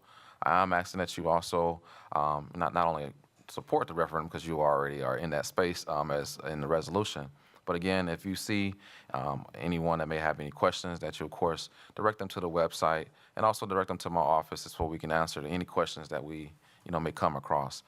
We have probably upwards toward, 30, 40 or some odd, a large number of engagements between now and the referendum. And as many opportunities that we're out there knocking on doors or having a presentation, it really is up to us to come out and vote, whichever way you decide. And so, again, thank you so much for allowing me this time. Are there any questions for Dr. Garrison? I do have one question. So the bullet points of a much longer story. I recently met with a community member who said to me that the district doesn't communicate what's going on. And I respectfully disagreed. I said, no, here's the app, here's the website. But this individual had a very good point. They are not digital. So for people who are not digital, so to speak, it could appear that we are not communicating. Is there a way to encapsulate the information that we're sharing out so well through the app, through the website, et cetera, and maybe on a monthly or quarterly basis, have a printed newsletter that people can sign up for and it's mailed out to them? So one, does that happen? And if no, I'm one of 7, but I think that would be a great way to reach community members that are not digital. You know, the digital divide is real, and I understand that a lot of our community members may not have access to interest in the internet, and I understand that. And so we have printed materials here at COLAC where they can actually come and get information as it pertains to who we are, what we're about, the referendum. We can give them handouts. As it pertains to doing mailers, of course, that comes with a cost, and a very expensive cost for our neighborhood, and so for our community. Sorry. So I would humbly ask that whomever the person is, that you reach out to them and ask them if they can come here and pick up the material. I would gladly make sure they know where everything is. Also, in our schools, we have information in our schools as well. So any school you can go into will have a list of robust information about our school district and the wonderful things that are happening. But again, to go back to the mailers piece, that does come with a cost, and I'm not sure if that's something that we can occur right now. But we do want to make sure they have the information. And so if you can point them back to the school district and or to the schools to get specific information, that would be greatly appreciated. Additionally, we also have our information over at the library. I'm not sure why Mrs. Christopo is not at the mic right now, but no, I'm just joking with you. Because I don't want to miss anything with this question, because this is a great question. I don't want people to miss the information, but we do have information in the library. We're putting information in coffee shops. I don't think we're in Woodman's yet, but maybe we can put some information in Woodman's. But that's the best at the current time that I have.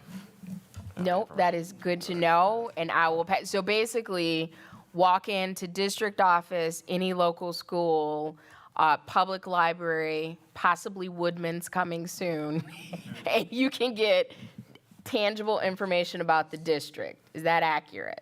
That is accurate. Perfect, thank you, sir.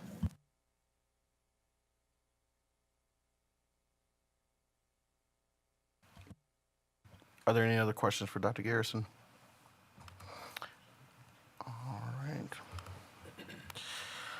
All right, we'll move on to committee and other board reports. Business Operations and Finance Committee, Teaching, Learning, Equity, and Pupil Service, Governance Committee, Legislative Update, and Policy Committee. I'll jump in. The Business Operations and Finance Committee met earlier this evening, kind of dovetailing on some of the things that Dr. Garrison talked about on how we're spending money and how we're budgeting. Those were some of the key topics in our meeting today. We went over the December financials, talked about our budget timeline, paying off and retiring debt early. So I would encourage anyone to go back to that meeting and take a view. And Mr. Chady does a really good job of answering all the committee's questions, and it's a lot of good information. So I would encourage you to do that.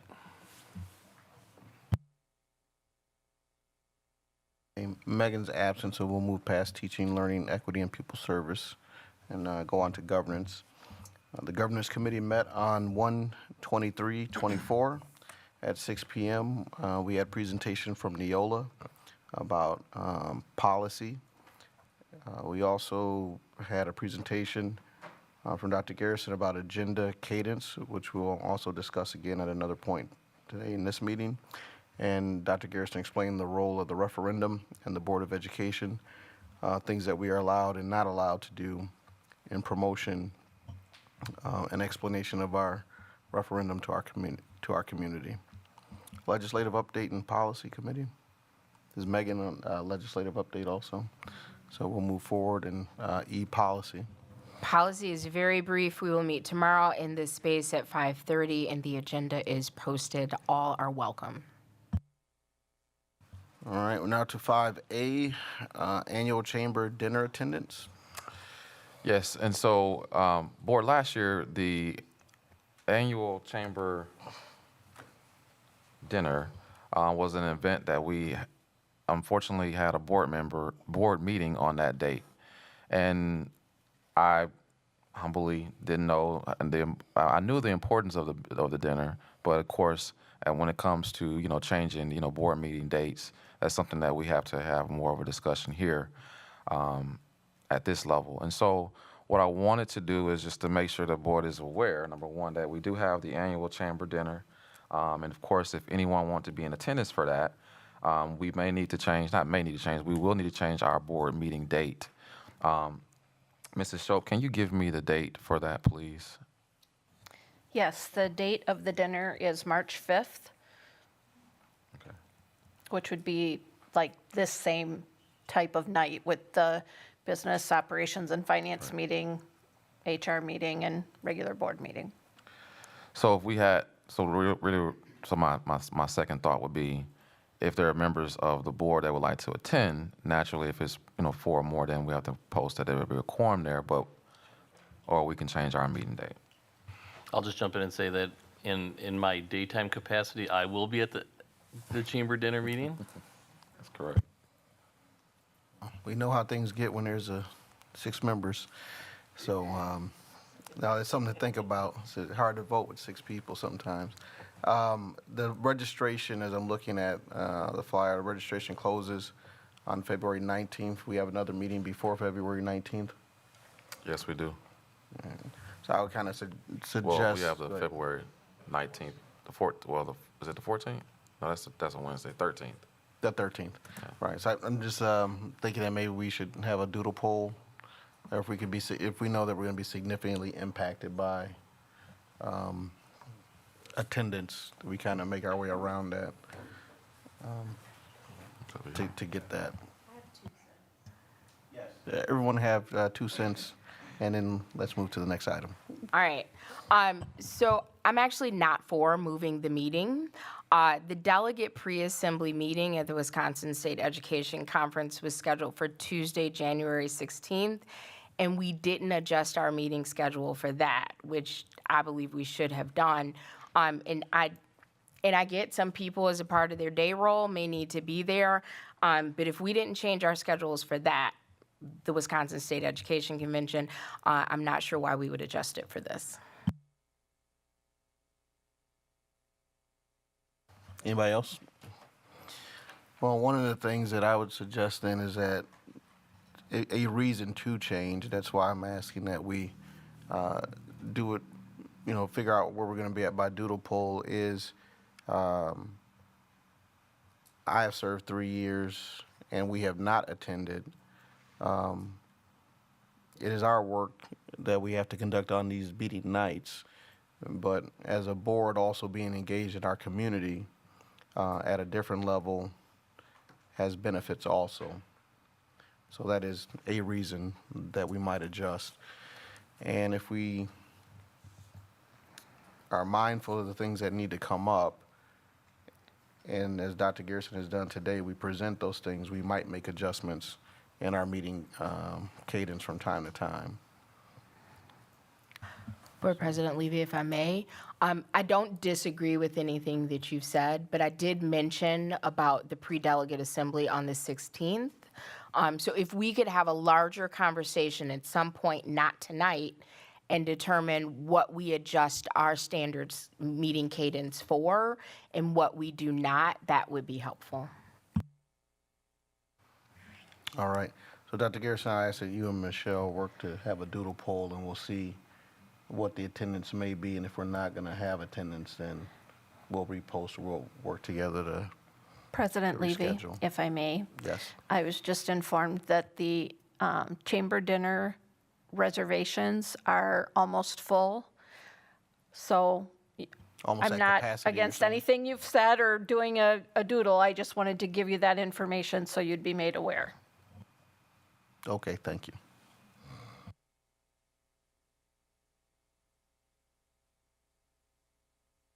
That means check your emails. So we'll probably need to take some action quickly about your intentions individually. B, board meeting cadence.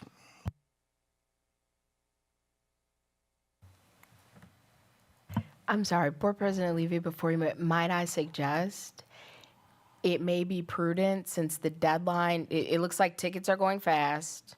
Number two, the deadline is the 19th. And number three, we don't meet again until the 20th. We may want to establish if X number of board members are interested in going, then we will commit to changing our date. I just don't want us to leave this place and things don't fall together the way they need to. I understand what you're saying, but in policy 171.2, it talks about the setting of meeting agendas. So if we don't set a meeting to meet on March 5th, then we wouldn't have a meeting on March 5th. So I think that we have the tools that we need to work through the situation, that it doesn't require any extra action right now.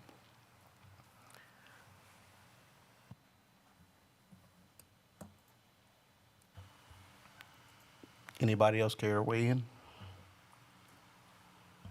Well, I will just share with you a little bit of my experience from when I lived on the West Coast, and I was on the board of the Chamber of Commerce, and I can tell you that the school district was involved in the annual gala or dinner or whatever you want to say, what do you call it? I think it's from that standpoint, it's sharing our time with the community and the community sharing their time with us. So I don't think it would hurt to be involved. Okay. Agenda and cadence. Sure. So one of the things that we discussed a little bit in governance, and of course the governance council asked me to kind of bring this thought back to the full board, is just the agenda cadence. And right now we have been operating with, of course, our committee structure, along with our HR conversation that starts at 6:30, and then of course that follows right behind with our regular board meeting starting at 7 o'clock. One of the things that I wanted to just kind of pose the board with is just some different options that we could possibly look at to possibly even capture our same cadence and additionally save us some time as well. Now, again, that time thing always comes with questions that may come, and of course, public comment that will always come that could also, affect the time from a broad perspective. But it is my goal to make sure that the board understands that we, of course, are not only are live every week. Naturally, we want to be able to start on time, and of course, we always say start on time and end early if we possibly can. However, that comes with some adjustments that may need to be made. And so although you see a proposed agenda change, option 1 or option 2, option 3, these are some of the thoughts that I put together, and I shared it with, of course, the board president, and we had the conversations with the governance as well. So I was going to real quick run over the 3 options and see what the board, may think as it pertains to these 3 options. But it is something that I believe, again, will benefit us in how we operate our regular board meetings or our meetings in general. And so option 1 pretty much gives us a snapshot of starting our board meetings at 6 o'clock. On the first Tuesday of each month, we'll have a business and operations conversation of the full board, general board items that will come up on our regular general board items, and of course, our HR conversations could also be on that first Tuesday. And this is starting at 6 o'clock. The third Tuesday of each month, We will have the Teaching and Learning Equity Committee meetings along with, again, general board items as well as HR. And instead of having committee conversations, these will be, again, a committee of the full board, not committee of the full board, this will be regular board, full board conversations. The policy committee can remain on the first Wednesday at 5:30. And then, of course, we will need to suspend the current policies, HR, TLE, the regular BOF, and, of course, the regular Board of Education timeframes to start these at, to start option 1 at 6 o'clock. The second option came just based off of the first conversation, that we had at the Governance Council, which was a thought that I wanted to put on the table as well. We could keep the board meetings starting at 7 o'clock, and HR will be included at the end of the meeting. Committees will meet from 6 to 7 o'clock on the first Tuesdays instead of starting at 5:30. The policy committee can remain on the first Wednesday, and then we will still need to suspend certain policies. I'm not going to read the slide, verbatim. The third option would be, again, to go back to starting the board meetings at 6 o'clock. Of course, we will need to suspend current policies. The first, again, going back to that same cadence, the first Tuesdays will be business, operation, and finance. Third will be, of course, teaching and learning. And then the policy will remain on the first Wednesdays. A thought that was proposed with the committees can also remain intact in case we want to go more in depth into certain items from 5:30 to 6. And so that was the slight change from option 1 to option 3. All of these opportunities could provide us with, again, starting earlier outside of option 2. But the other options 1 and 3 will provide us opportunities to start earlier and to allow us to possibly capture everything that we need to capture in a regular full board conversation. I do understand that in the committee conversations, it gives us the time to really kind of go a little bit more in depth. But, sometimes when we come to the full board, we have to pull things off the consent agenda to go back in depth of what we covered in the committees, which is understandable, but if we're having a conversation with the full board, everybody's getting the same information at the same time. I have seen board meetings done this way, option 1, where we're able to capture everything with the full board. And of course, there's many districts that necessarily don't have any committees. I think this was also birthed from, different opportunities that the board had in the previous years. I do think we've become a little more succinct as it pertains to our delivery. But overall, I believe that these 3 options, or proposed option 1, option 2, and option 3 could possibly save us some time that we are looking to, gain back from our regular board meeting cadence. And so that's my general snapshot, the same snapshot I gave at the Governance Council meeting. During the governance meeting, there were a couple different ideas and opinions that were expressed. This was just discussion as we're just trying to, having come into this work with a pre-existing cadence and meeting structure. Now Dr. Garrison's been here a year. We are also up at a point where we could end up with new board members. But as we're in this phase of February, March, April is trying to get to that space of examining what we do and creating different efficiencies in there. This is a time for us to discuss possible changes. So we'll entertain just feedback or comments about the proposed structure that might be different or even the same from the last conversation. It's just points of emphasis, again, that individuals might have for the proposed change. So I'll jump in. Excuse me. Thank you, Dr. Garrison, for doing work around attempting to make us more efficient and effective. That is always appreciated. I'll just run through the list. Option 1, I am not in favor of, because I think we do a lot of good work at the committee level, and we can dig down and get a lot of things cleared up before that product, so to speak, comes to the full board. Option 3, I'm actually not in favor of, because I think 30 minutes for keeping those committees intact is not enough time to do the work that I just described. And the other thing that concerns me is the language says that 5:30 to 6 could be used if needed. It's difficult to make the determination of which items will need time. Sometimes that's obvious, but sometimes it's not until you get into the conversation. But I am in favor of option 2. I think a meeting start time for our regular board meeting at 7, and then including HR at the end, as long as that comes before any closed session items, if applicable. I think that's really smart, and then it leaves our committees intact to do their great in-depth work, and still gives them an hour, which I think is enough time if needed for robust work. So I'm in favor of option 2. I'm opposed to option 1 and 3. Anybody else?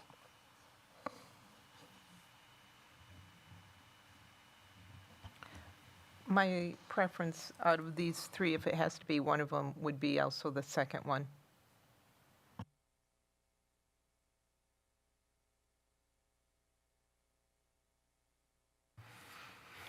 Would option 2, would part of the efficiency be that it's noticed as one meeting? Because I think we're occasionally, let's say, Teaching, Learning, and Equity has a meeting, and they're right now currently allotted an hour, and they get done in 20 minutes, let's just say, and then there's some stale time in there where you're unable to go to the next thing. So does it avoid that? Because the language has been, okay, here's name the committee, and then it's HR will start at 6:30 or after, right? So you can't ever start before 6:30. Would this be able to just run together? So, great question. I had did that, and unbeknownst of my own self, I had did that a while, where we were finishing and then we would start a meeting earlier.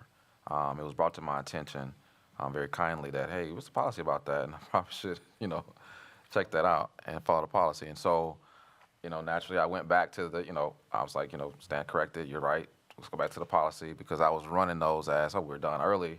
We probably should go ahead and start the next meeting. I would be full support of something like that, because again, it allows us to, possibly again start our meetings earlier, which will also allow us to possibly end our meetings earlier. And so I would be in support of that. We would just need the language from, our parliamentarian, how we should write that into the conversation. So I don't want to put the cart before the horse, but 2 things. One, I wouldn't be in favor of that as much as I love efficiency, because I think it could limit public participation and people viewing meetings. If you don't know when the meeting is going to start, it's hard to be there for certain, like if you want to be present for something that's at the top of the agenda, if I know it's going to start at 7 or later, or 6 or later, then I can manage my schedule.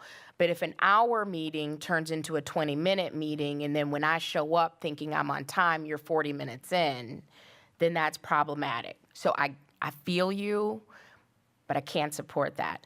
With respect to policy, whatever option we choose, if we select an option, I would recommend that on the meeting on, I believe, the 20th, we have those specific policies lined up so everyone's clear on what they say, and we suspend them for a period of time, let's say 3 months, and I'm just throwing this out there, and then we check back in. If this is working, then we edit the policy to fit what is working. And if it's not working, the suspension ends and we go back to doing what we did before. That would be my recommendation.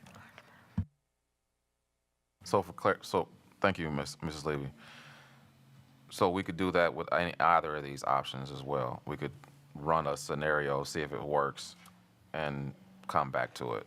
All right, now, option 2, I heard from Mrs. Levy, and option 2, Mrs. Johnson. Did I hear that correctly? Okay, thank you. Anybody else with other comments? Like I said, it's just a matter of thinking about how we do what we're doing. Is there, so I have a question, just with starting, and sometimes I actually do need a later start time, but starting at 5:30, is that impossible? Or is it just kind of a space for, Sure. So starting the committees, as I understand, it, has always started at the 5:30 mark. If we want to start them earlier, we could, because we're here. There's districts that have them during the day even. And so depends on when the committee can actually, could come together. Again, there's districts that actually have them during the day. That's something that I also researched. But that has not been done here. We've always started them at, as I understand it, at 5:30. So I would be open to starting those meetings earlier as well, because again, we're here. And we do, I just want to say the administration do believe that we could capture everything that needs to be done in business services in a regular time frame in a regular board meeting, as well as Teaching and Learning Equity Committee as well. okay. So if no one else has a comment, we'll just continue to add to the discussion before we finalize, and we'll continue to work our way through and make adjustments and figure out what to do. What'd you say? I don't know what that means. It means not to take a specific action tonight, but to continue to have food for thought and think about how we might do our work. Thank you for that clarification. You're welcome. C, Board Community Workshop Conversation. Sure. So another thing that that I've been, just really contemplating on as we look at how we do our business here at the board level, it's come to my, thought process more than once that we need to have we need to have more robust conversations as pertains to certain topics that may come up. Not just random topics, but topics that may be of interest to our community, topics that may be of interest to any board members. And I believe a workshop model could provide that opportunity for us to not only sit and go more in depth into the conversation, but it'll also allow us to allow the community to sit with us and have more dialogue as it pertains to specific conversations. This conversation was also, something that I've been thinking about from the academic space. There's a lot of conversations out there around our academics and, what we are doing and what we aren't doing. And unfortunately, in a regular board meeting, I can't have dialogue back and forth with community members about, what we are doing from an academic space during a board meeting, I should say. I think by doing this in a workshop opportunity, it'll allow us, again, to sit down, have the conversation, talk through certain items, and it will allow us to, go more in depth as it pertains to what we are doing, regardless of what the topic is, okay, regardless of what the topic is.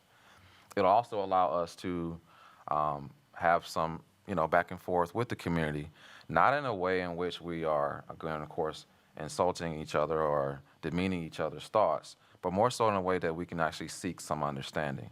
Now, again, in a workshop opportunity, that is still technically, of course, a board learning opportunity, but it'll also allow our community to sit with us and just have these more detailed conversations that I truly believe that our community is looking for, not maybe looking for, that they are looking for. And so the workshop thought is something that I believe we should move towards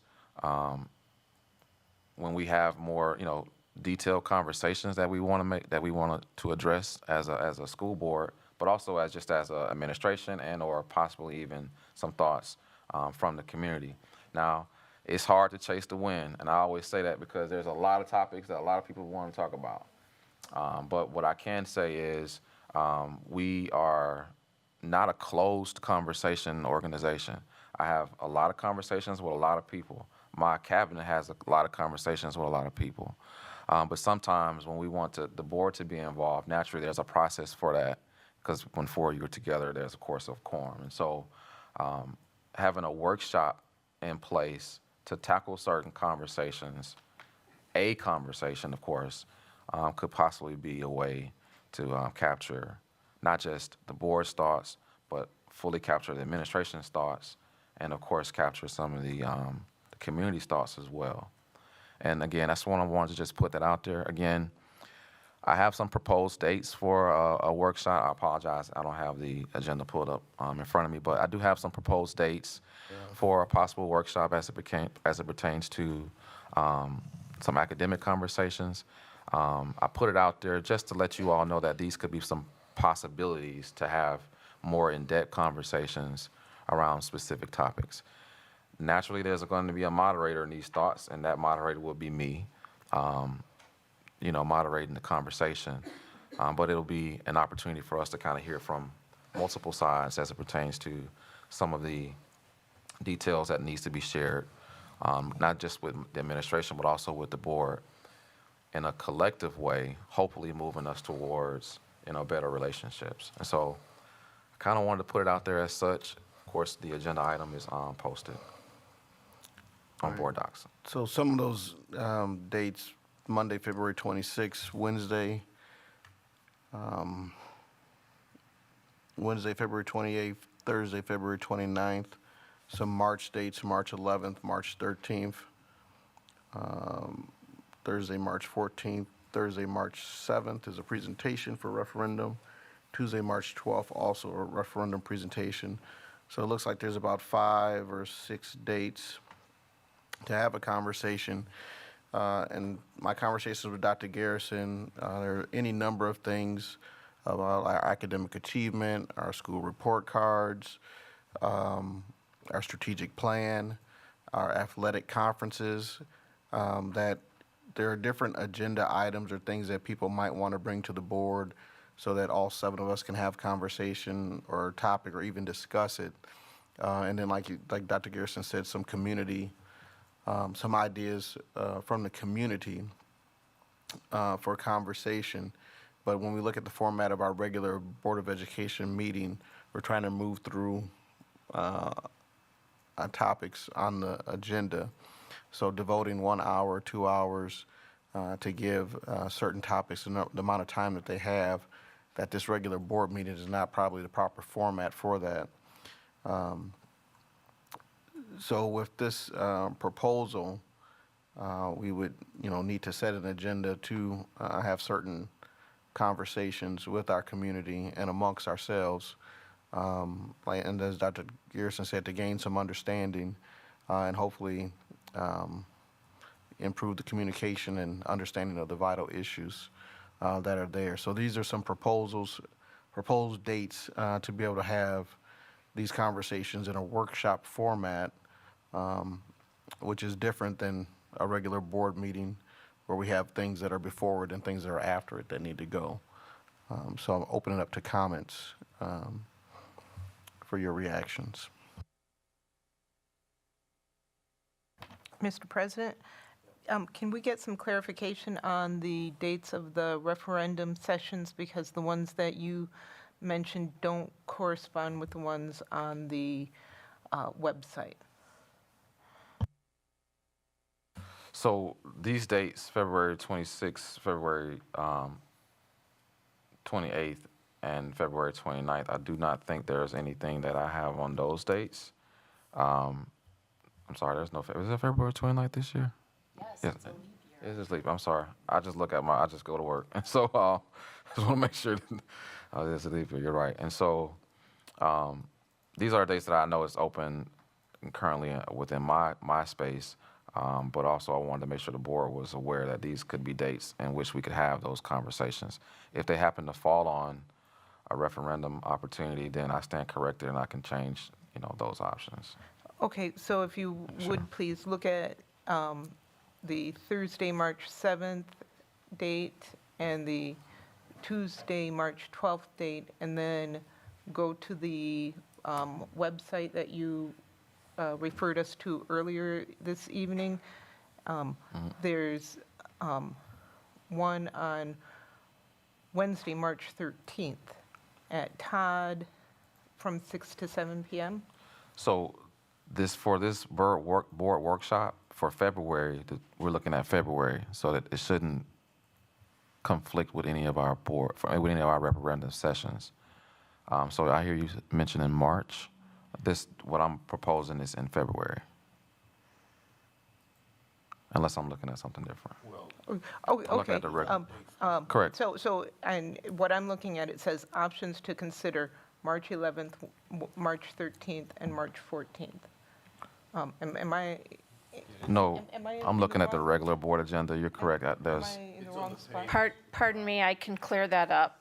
Okay. That's a carryover from the previous board report about the annual meeting dinner that didn't get deleted.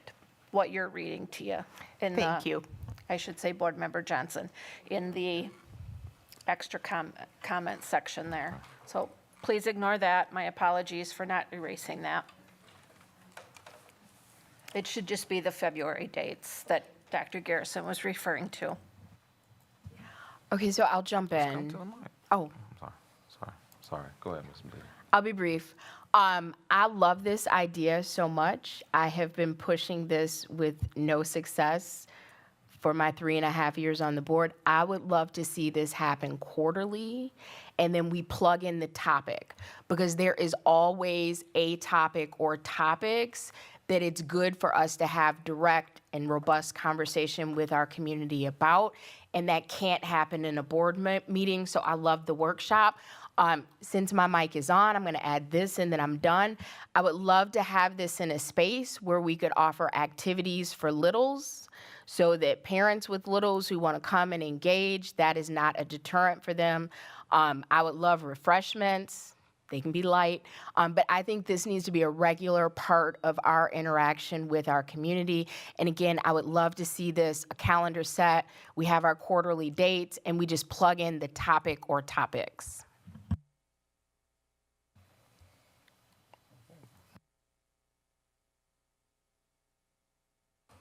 All right, we're just, give feedback, please.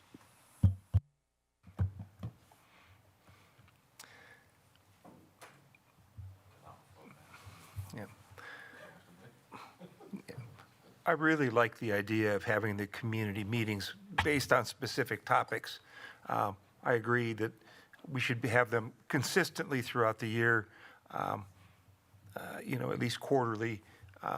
But I do like the idea of these coming up to address some of those concerns that they have right now as they pertain to the referendum, including, academic achievement and the concerns that people have, as well as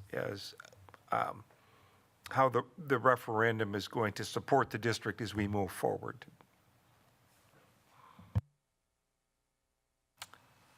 Board Member Johnson. Or was your hand up from a I'm previous sorry, time? that was from Okay. earlier. I didn't want to skip you. All right. Anybody else? But I do concur that quarterly would be wonderful. Place for little ones, and food is always good.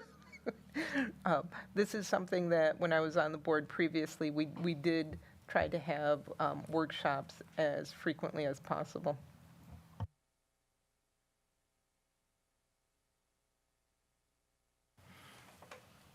So what I'm hearing from the board is this sounds like it's appropriate, and the next steps will be setting the topic and setting the date, and of course, finding childcare providers for our opportunity. Mrs. Christopher. Thank you, Dr. Garrison. Board Member Johnson, you were correct. There is a community listening session on February 29th at the Rotary River Center. So that is one date that would not be available if you were looking in February. Can you tell me what time that event is, just to be? 6 o'clock till 7 o'clock. Thank you. All right. So go ahead. No, what I was going to say is that, so we do have a number of items that are already like in the queue. I do have some items that could possibly be in the queue. I could, share those with the board. naturally, we can't talk about everything at this first meeting. I will say that, but we can, start the conversation. What's pressing, of course, is always, academics. What's pressing right now is always, right now, of course, a referendum. What's pressing is some other topics as it pertains to like our conference conversations that we could possibly have as well. What I don't want people to think is that we aren't trying to have more detailed conversations. But again, at the board level, as Mrs. Levy did mention, it is hard to have those conversations. And so having it at a workshop provides that space for us to do the talking, to have the dialogue, to go back and forth with, different ideas. I will have to set some norms for the conversation, but that's just expected, so that we can, possibly get through an item of interest. And it may be more than one time that we have to do this. I mean, I'm not thinking we're going to capture everything in one setting. That's unrealistic, but it does allow us to start that thought. If I may, I'll just add one other thing. Dr. Garrison, I would actually recommend that you not moderate so that you can fully engage in the process, because, people, not that people can't approach you and hear your thoughts and concerns, but people want to hear from you, and I wouldn't want you to feel like I'm moderating, I'm passing the mic, I'm also chiming in. So I think it would be a really great idea if someone else moderated, not anyone who's up here currently. I will take that into consideration, Ms. Lee. All right. So we'll get back with some topics and dates for C. D, Administrators Continuing Education Reimbursement Forecast. So this is what, I just want to make sure I pull it up real quick. Policy 223, Rule 1, procedures for administrative continuing education credit reimbursement, is a forecast of current administration's intention to use continuing education credit reimbursement during the next budget year. Is to be performed on anticipated budgetary impacts on the upcoming year. We do have administrators who are participating in the continuing education conversation. It does require, of course, for us to pay X amount, and then of course that time is given back to us, and or if there's a departure, we get that money back, of course, through the process. As it pertains right now, we do have a few administrators that are looking forward to this opportunity. Two, thank you, two to be exact.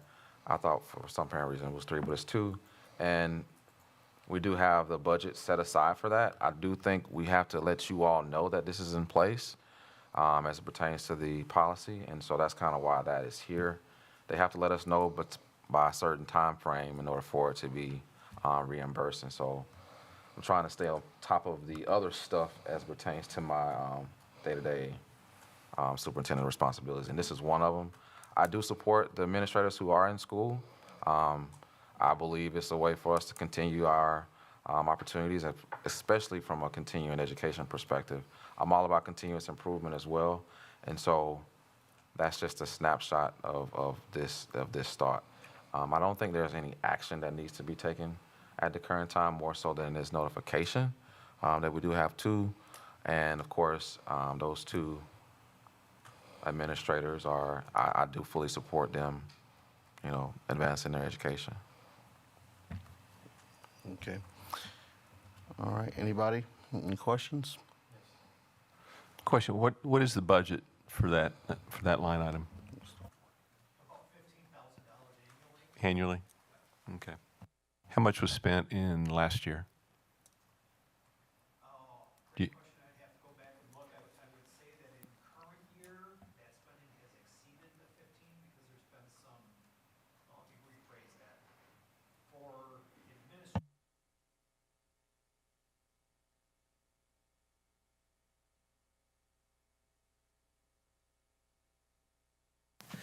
But we also had some other staff members that received a reimbursement for their educational pursuits early here in the 23-24 school year. That's actually a reimbursement of their 22-23 expenses. So it's just a timing matter of when it came in. And I think I addressed that in one of the board members' questions and answers via email Monday evening, if I recall correctly. And I would point out, I do believe board policy requires the board to approve it. So there is a recommended motion that we drafted for your consideration as well. Okay, thank you. A little background, I think I wrote this policy. I was an employee here. But the important part about that is not that I wrote it, but the forecast part is the important part. It's meant to be a forecast that the policy talks about the administrators making known to the administration what they might be seeking reimbursement for so that it can be properly budgeted for is what's supposed to happen. I do stand corrected. It is a motion that we have as a recommended action. If I may,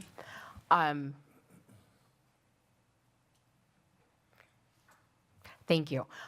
First of all, I love this. I think thriving organizations set aside resources to improve the staff that they have. I think that's just as important as recruiting and retaining talented staff. So I'm so excited that we extend this to our eligible employees.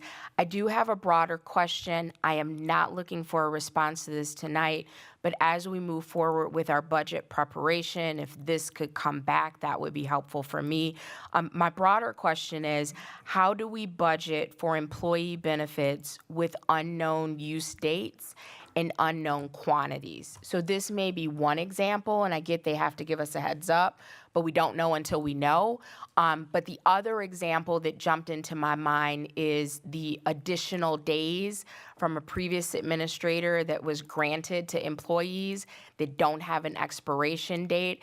I'm just wondering, how do we budget for things, again, when there is not a stated quantity or use date? And again, not looking for a response this evening. Thank you. Do you mind sharing your question by email so that we capture it? I don't mind. Thank you. I Sure, I got it. will email you. Thank you.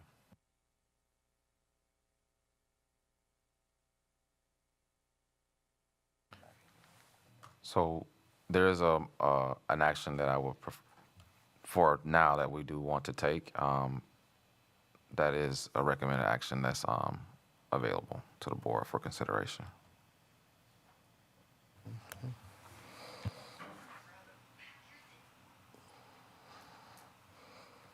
All right, is there a motion? I move to approve the authorization of continuing education credit reimbursement for those administrators seeking to continue their educational pursuits in the 2024-25 fiscal year per school board policy 223.1 and 223.1 Rule 1. Second. It's been moved by Board Member Schneider, seconded by Board Member Amy Levy. Is there any discussion? Hearing none, all those in favor signify by saying aye. Aye. Aye.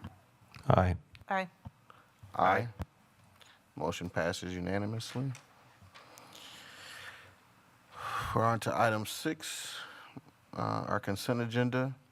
Typically, there's no separate discussion of items unless a board member so requests, in which event the items will be removed from the general order of business and considered in their normal sequence on the agenda.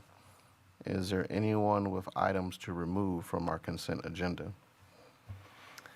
I would like to remove item Q. I would like to remove items C as in cat. Oh, let me back up. B as in boy, Jacobson Field lighting improvements. Just a minute, I'm Yeah, sorry. no problem. Just a minute, I got Q and what'd you say, Board Member Levy? B as in boy, Jacobson Field lighting improvements. B, Yep. C, Information Technology Managed Services Agreement, which C. I think may be being pulled from the administration, from the email. Okay, so scratch C, I will hold those. R, approve meeting minutes from Thursday, January 11th. And then S, approve meeting minutes from Tuesday, January 16th, please. So just note that's Q, B, C, R, and S. Actually, I think the administration is recommending that we table C until a future date, so that one wouldn't need to be pulled. But if the administration could confirm that. So I would like to confirm that item C should be pulled as it should be tabled for a later date. Okay. This is a discussion that we also had in the Business Service and Finance Committee meeting. Okay. All right. I have one. E. E. Harassment of students, okay. All right, we'll take them in order of, and count B, C, E, T, V, Q, R, S, Q. Q. All right. All right, so C will be tabled. Q, R, S, okay. So someone make a motion then. I move the approval of the consent agenda minus items B, Q, R, and S.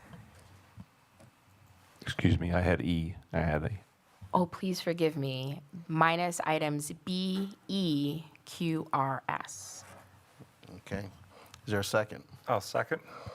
All right, it's been moved by Board Member Amy Levy and seconded by Board Member Greg Schneider. Is there any discussion?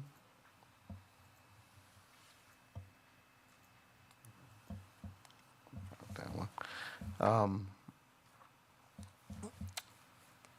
I need,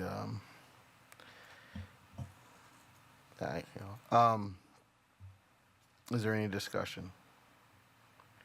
Hearing none, all those in favor signify by saying aye. Aye. Aye. Motion passes unanimously. All right, let's start with B. Thank you. So the only reason I'm bringing up B, thank you, Mr. Chady, for answering my questions submitted prior to the meeting.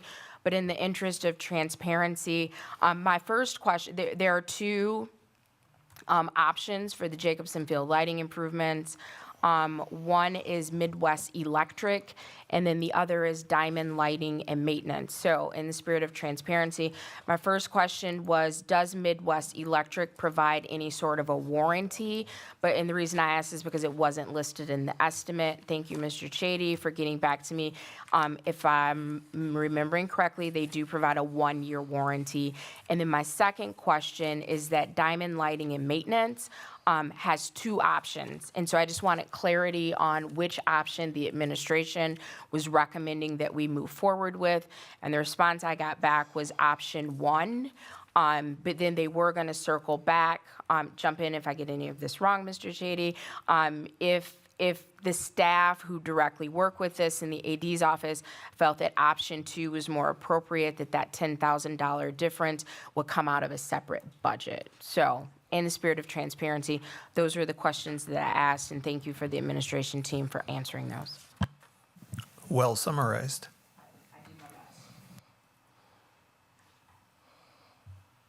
Okay, is there proposed action for B? I move approval for option 2 from Diamond Lighting and Maintenance for fixtures only using existing on-off switches not to exceed $195,000. Is there a second? Second. So moved by Board Member Amy Levy, seconded by Board Member Tia Johnson. Is there any discussion? Hearing none, all those in favor signify by saying aye. Aye. Aye.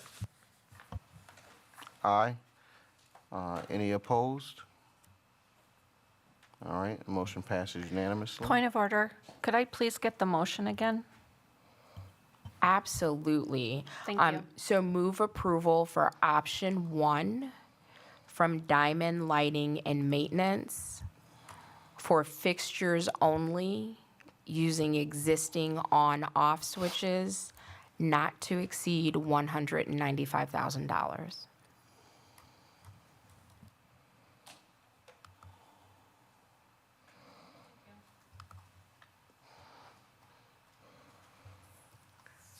All right. We at E now? Okay. Yes. I would like to suggest that we change the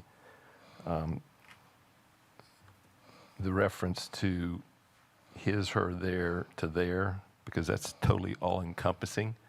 Because if you go on line item A, places a student in reasonable fear of harm to his, her, their person, it should be their person, and damage to their property is used the same way. So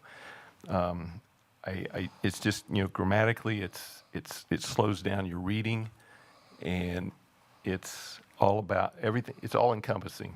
It covers everybody there. Some areas we could use students, some areas we could use their, we could use them. It covers everybody.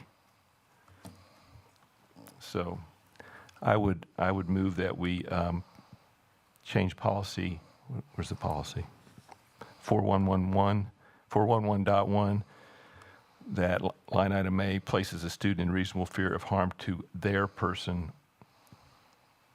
and delete his, her. Okay. Is there a second? Oh. Is there a second? I'll second. Okay, it's been moved by Board Member Brian Nichols, seconded by Board Member Brian Anderson. Is there discussion? Just for clarification, you are asking that we change his, her, their in A. Are you also just in that one spot? Well, is it used anywhere else in this policy? I cannot confirm or deny, but what I can say that as a policy committee, that we are moving towards gender-neutral language into identifying people as they would like to be identified. So if you prefer their, it's there. If you prefer his, it's there, her, et cetera. And you can make any motion you would like, but I'm just wondering, is the intent to remove it in that one spot? Just to make you aware, that is the intentionality of the policy committee. Yeah, but I hear you, Board Member Levy, but again, in this instance, we used his, her, their, changed and added their, but 2, 3, 4 words later, we listed their, not he, she, their, or his, her, their. We just put it there. So my recommendation, an overall recommendation, we would go through every policy and go back to using their, them, or students, because that covers everybody and puts everybody on the same level. Thank you for the clarification. Yeah, a couple of things I'll add. One, in terms of, just reading here, checking this over again. In terms of,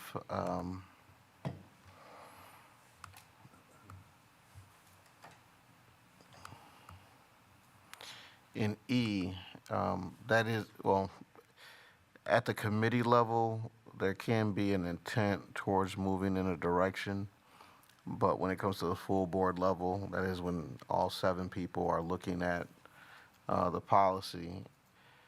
In that section of A,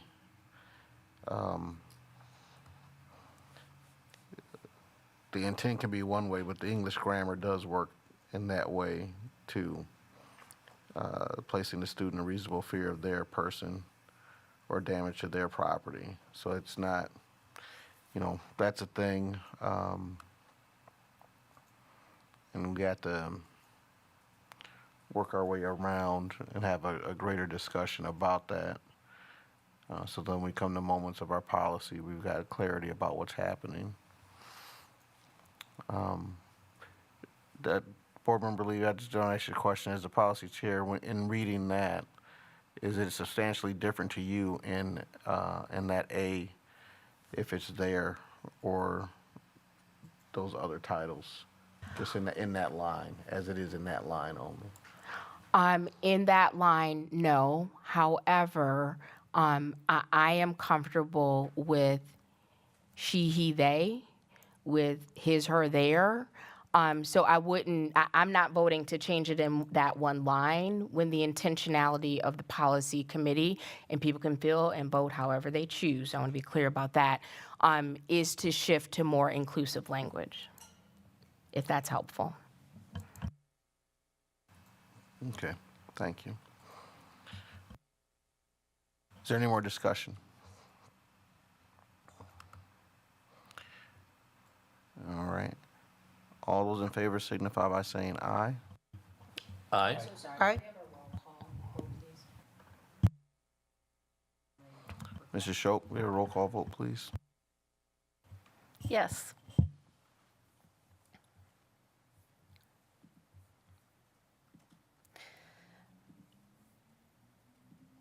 So can I just clarify, so the motion is to remove the his and her and just have it say there, and that was made by Brian Nichols, and who seconded?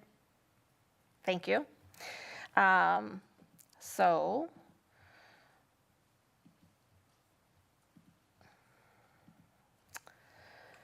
Tia Johnson, Aye. Brian Nichols, Aye. Brian Anderson, Aye. Amy Levy, Nay. Greg Schneider, Nay. and Sean Levy. Aye. Motion carried 4-2.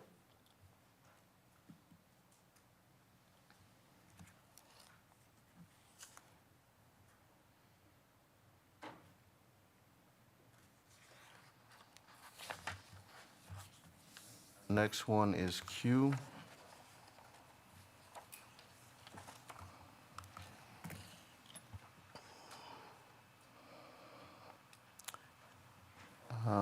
So at our last committee meeting, we did address this. I'll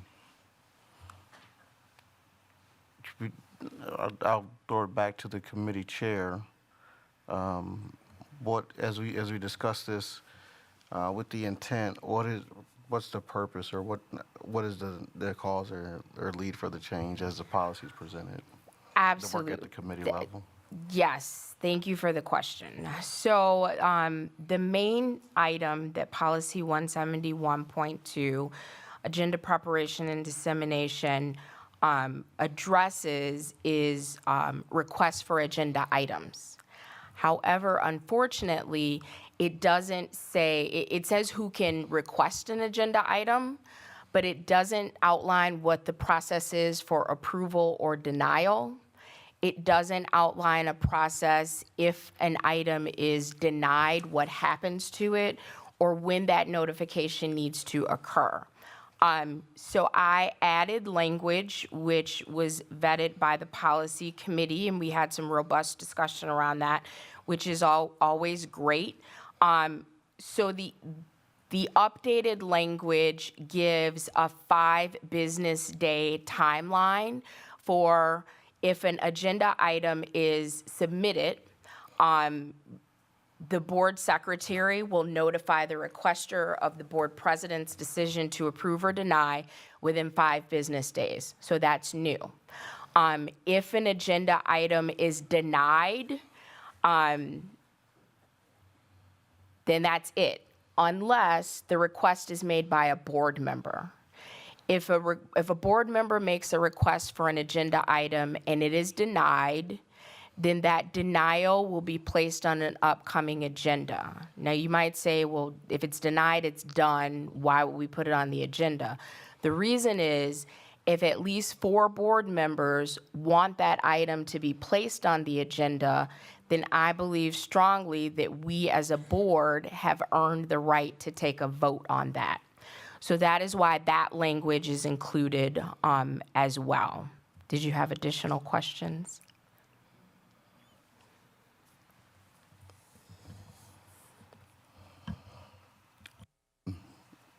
Is this a problem now?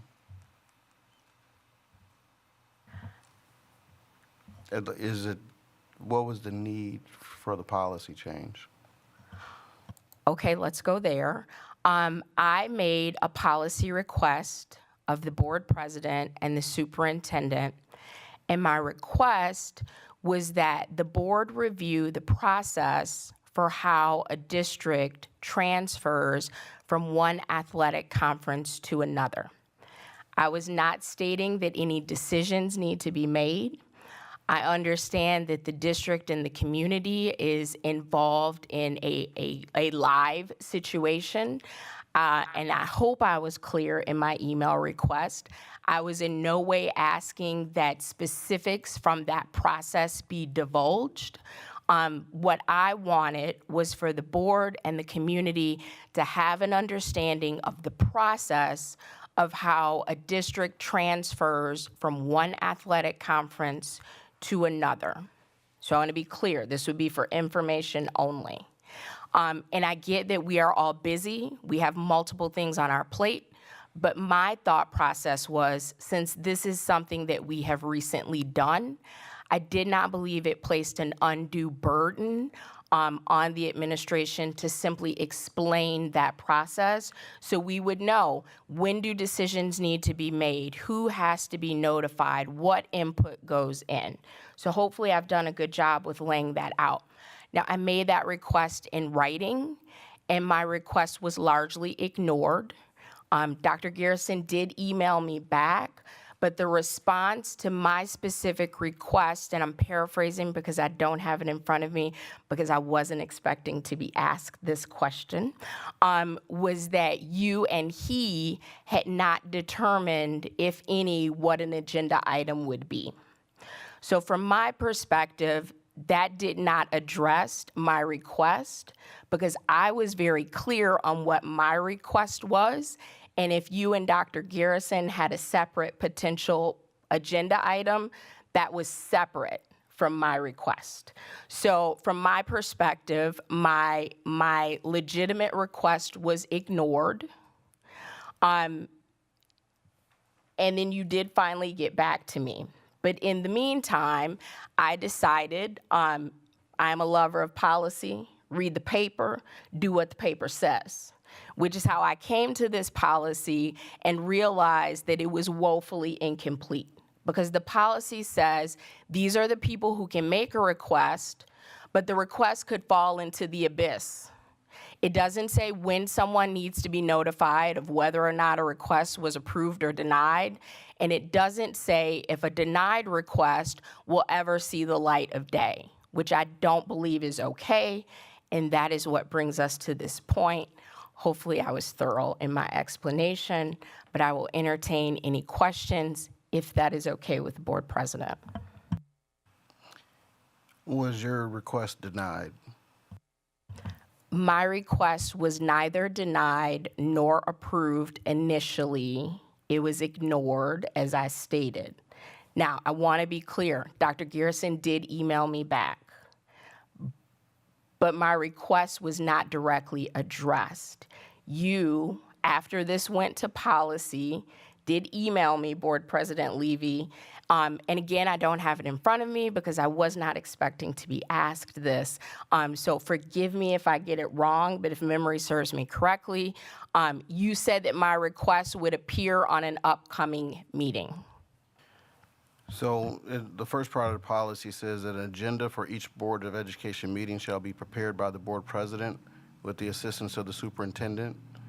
Because we were in a live community situation, as you described, the superintendent responded immediately. We did have conversation where I said that it had not been requested, it had not been denied, and then I did provide in writing that it will come up. There's a number of things that the administration is working through in regard to an event in our community related to athletics, which is also why at that time, with the number of other things on our agenda, I was not trying to introduce a conversation about changing conferences. So I did provide a written response that there's a process of things that we need to work through, and the conversation about conferences will appear on a future agenda. The policy, as it's been rewritten, touches areas that the board president and the superintendent work together in preparing the agenda for the meetings. In this policy that was written, rewritten, were the board president and superintendent consulted? I followed appropriate channels.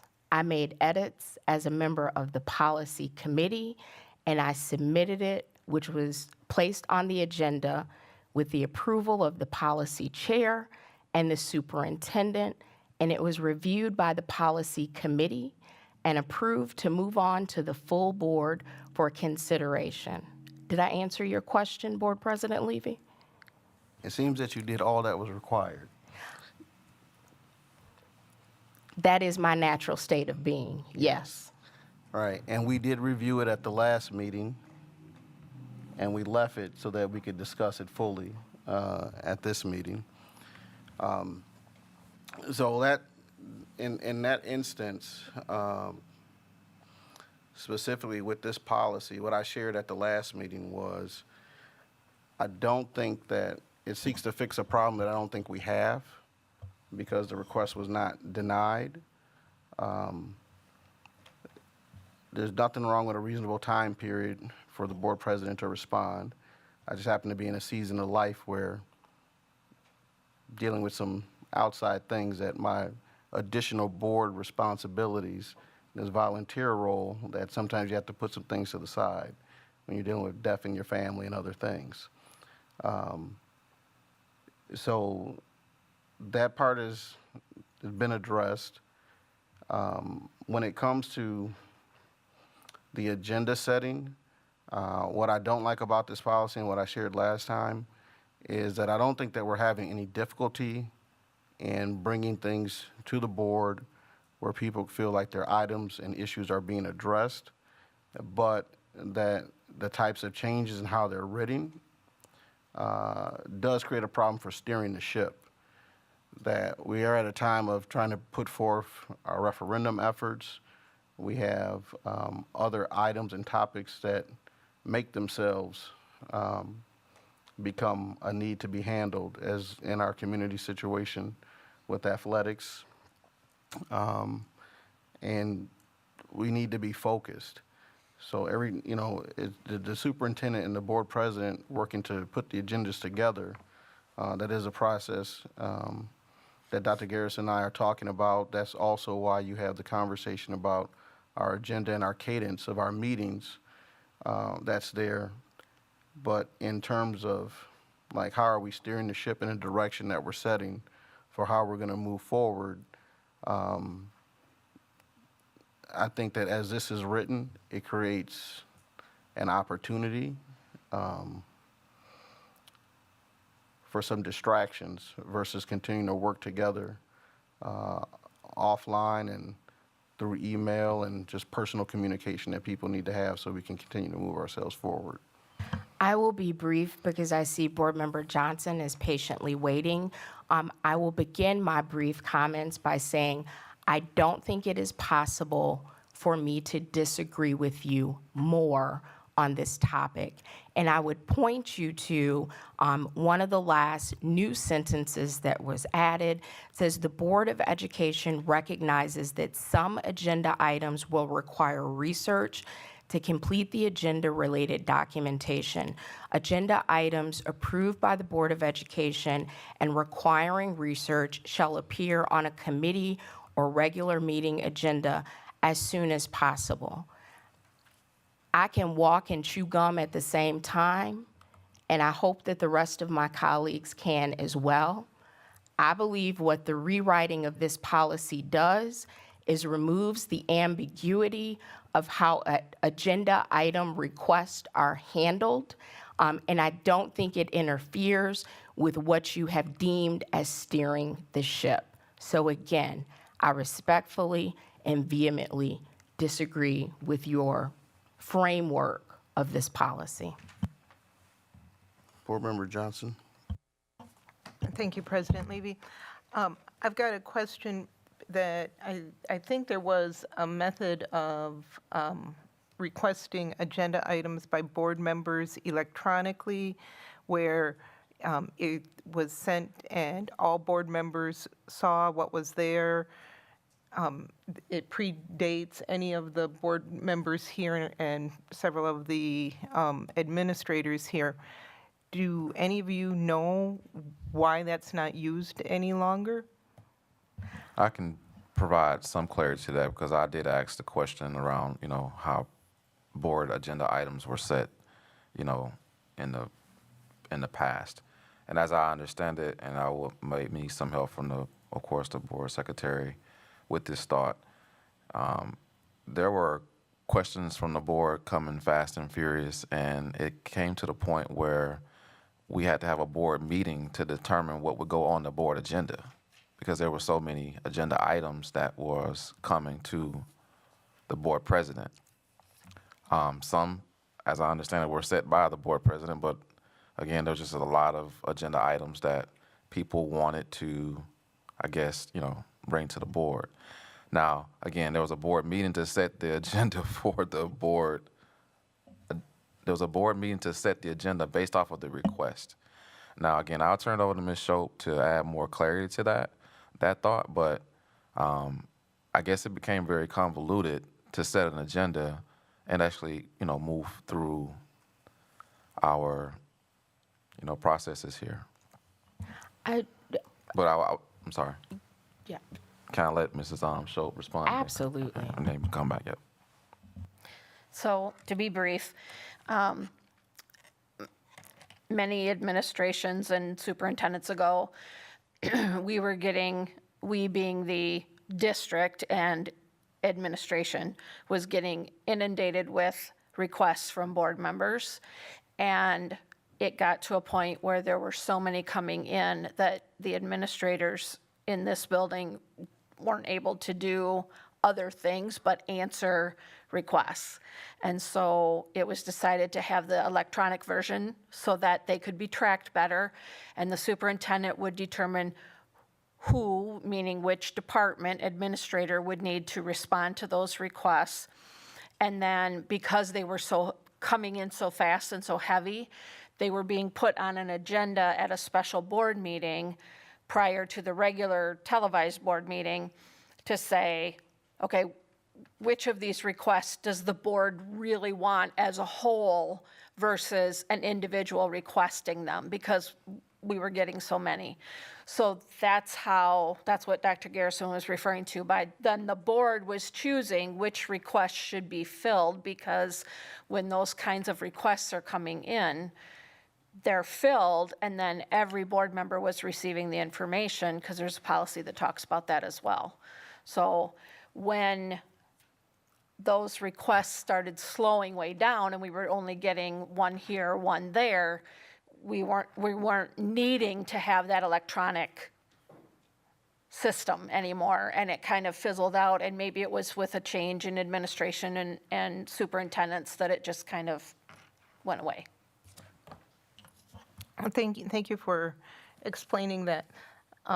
It might be nice to have that option again, so if board member Schneider has thought about girls soccer or something, and it may trigger a question or a thought in my mind, and I could also say, hey, I think this is a good idea as well to have on an agenda item. But it's still at the discretion of the president and the superintendent. But then at least you, the board president, would know how many of us are thinking about it. Yeah, I've kind of used the informal system of if nobody said anything to me about it, then I didn't think anyone was thinking about it. And those who have expressed direct items, I know they're thinking about it, and I've worked to get it on the agenda. Or made a way for us to discuss the matter and work out that it gets on the agenda. So I have not denied a request yet in the 2 years that I've served. So if I may, I'll take the latter first. The concern that I have with what you just said, Board President Levy, is if no one comes to you, you assume no one's talking about it. I can't reach out to other board members and say, hey, this is agenda item I want. Do you want this too? If yes, please talk to the board president so he knows this is something that, because that's a walking quorum. So I can't do that. With respect to the electronic, doesn't have any teeth behind it. This policy outlines how requests are handled. And I am just frankly surprised. Thank you for the additional context, Ms. Shope. That's generally always helpful. Dr. Garrison, when I asked you that specific question at policy, have you been inundated with requests over the year that you've been here? I believe the number you said was 4. When I asked you when we made the edit that, because initially it was all denied requests would go on an upcoming meeting, and the board could then legally decide if they want to take it up without these other channels that have been described, which could cause a walking quorum. Your response was you may be inundated by board requests. And I asked you how many you had received, and your response was 1, the one that I sent. So I'm all for historical context, for perspective, but that is not our current reality. And if we don't have a policy behind how the process works, 1, I am concerned it will not be consistent, and 2, agenda items will be at the mercy of whomever the president and the superintendent happen to be, and that is not something that I'm comfortable with. Again, in this area, I'm not suggesting a walking quorum. My point is, if anyone wants an agenda item, if there's an email or, hey, Sean, can we do this? No one has been denied. Then why would you have a problem with the policy? If you're suggesting that all we got to do is shoot you an email and no one is denied, why would you be against solidifying the process in policy so it's consistent, everyone knows what to expect? Board Member Levy, you can have a policy, but it's going to be as consistent as the person who has the responsibilities in the policy. My rejection of the revision of the policy is I'm the person who's working in this process. I don't think it's necessary. I understand that you do. That's why you worked it through the committee process, which is fine. Like I said, I expressed to the board as we took this up in our last meeting that I don't think it's necessary, and I was against it, just because I don't think it's necessary. Thank you so much. Unless there's further discussion, I would like to call the question and make a motion to approve policy 171.2, agenda preparation and dissemination as edited. And if we arrive at a vote, I would like a roll call vote, please. Second. Motion by Board Member Amy Levy, second by Board Member Tia Johnson. Is there any discussion? I'd like to add one thought to this. Dr. Garrison? Sure. You know, part of all of our responsibilities is to really, work together. And I truly believe that if there's themes that we will want to discuss or themes that we want to, have more discussions about, I'm open to having those. And sometimes just having the discussion one-on-one with your administrator, and with my cabinet and with possible other people, it could prevent us having to have, these types of opportunities where we have to set an agenda item to talk about it. With that being stated, you know, when we're working together, naturally, there's going to be opportunities for change, right? There's going to be opportunities for change. We have to set it is part of my responsibility to set the atmosphere for change. In this situation here, I truly believe that we will be taking a different step, because this board, as Mr. Anderson mentioned in the last meeting, has been very, copacetic, where I haven't had a lot of questions, put towards me or agenda items asked of me. But just as I have arrived here, the board has already changed with 2 new board members, and that could also change even in this election. And so we're not only setting policy for, now, but we're also setting policy for future. So that's I agree with that, Mrs. Levy. But in this same space, we have to remember that the boards can change. And although I haven't received a lot of requests from board members, that could change as well, dramatically, very fast. And with that thought, I don't believe that we should have to, make any changes to the current policy. This is a board's vote, but I'm also a part of this conversation. And the work that you all are asking me to do does come in waves, right? It does come in waves. Sometimes it's cool and, everything's good. And sometimes it's a whole lot. And I try my best to make sure I meet the requests that are given to me by the board.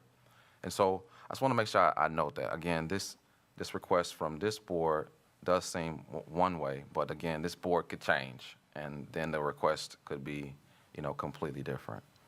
And for that reason, I believe we could possibly, just have more discussions to meet the needs of the current conversation. Any more discussion? All right, Mrs. Shope, can I have a roll call vote and a restating of the motion? Yes. You wanted me to restate the motion? Yes. Okay. So we know what we're voting for or against. Okay, so I have move approval of the revisions of policy 171.2, agenda preparation and dissemination for final reading. Greg Schneider, Nay. Amy Levy, Aye. Brian Anderson, Nay. Brian Nichols, Nay. Tia Johnson, Aye. Sean Levy. Nay. Motion failed 2-4. So I just have one question. The next time I have an agenda item request, what should I do with that? And what should I expect once the request is submitted?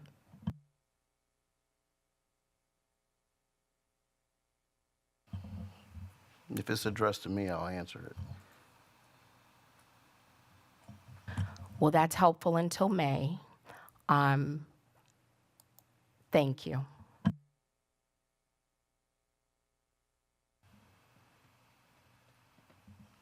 R.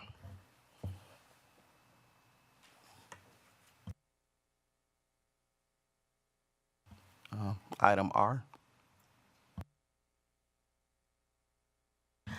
Yes, approval of the minutes from January 11th. I have a question, just to refresh everyone's memory.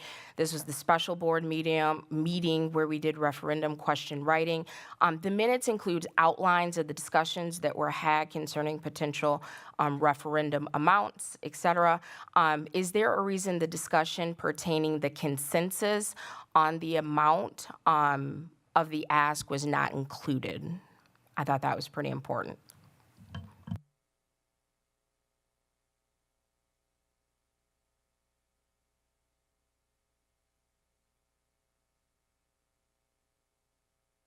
Your mic wasn't on, I couldn't hear. I'm sorry. And I heard you. Oh, Board President Levy.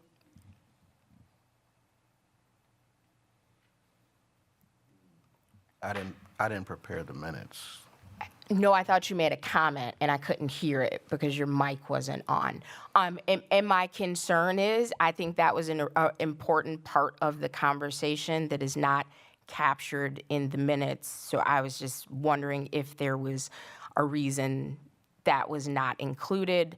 So that was the reason I pulled it. Do you want the minutes amended so that it is included? Because we did write the question, so we know. We what wrote the question. I don't, hopefully, well, Ms. Shope, I'll just ask you, do you have the details of who was kind of in favor of what? I think that would be important to include in the minutes as an outline, as other discussions were detailed. I can't honestly answer that right now. I'd have to go back to my notes and see what I have in my notes. I would think I would have some general information.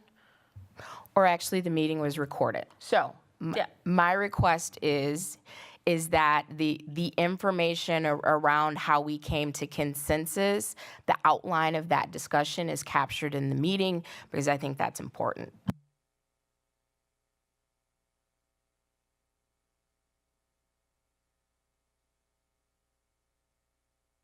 So are you asking for an amendment to these, that these minutes like be?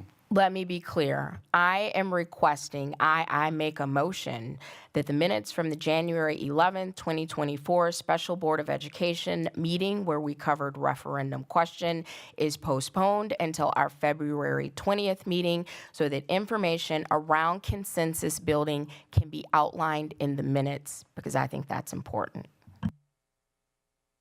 Is there a second? Second? All right, it's been moved and properly seconded, moved by Board Member Amy Levy, second by Board Member Tia Johnson. Is there any discussion? Hearing none, all those in favor signify by saying aye. Aye. Aye. Aye. Aye. Aye. All right, the motion passes unanimously. S, I just need to abstain because I wasn't present. okay. Is there a motion for the approval of the January 16th, 2024 regular board meeting minutes? From So somebody moved. that was there, yes. All right. Second. It's been moved by Board Member Greg Schneider, seconded by Board Member Brian Nichols. Is there any discussion? Hearing none, all those in favor signify by saying aye. Aye. Aye. Aye. Aye. Any abstentions? I abstain. All right. The motion passes. We're down to 7, yes, down to 7A, future board meeting dates. Tomorrow, February 7th at 5:30 PM, Policy Committee meeting. Tuesday, February 20th at 5:30 PM, Teaching, Learning, Equity, and People Service. On Tuesday, the 20th at 5:30 PM, Human Resource meeting Tuesday, February 20th at 6:30 PM, regular board meeting Tuesday, February 20th at 7 PM, and governance Tuesday, February 27th at 5:30 PM. All right, we have now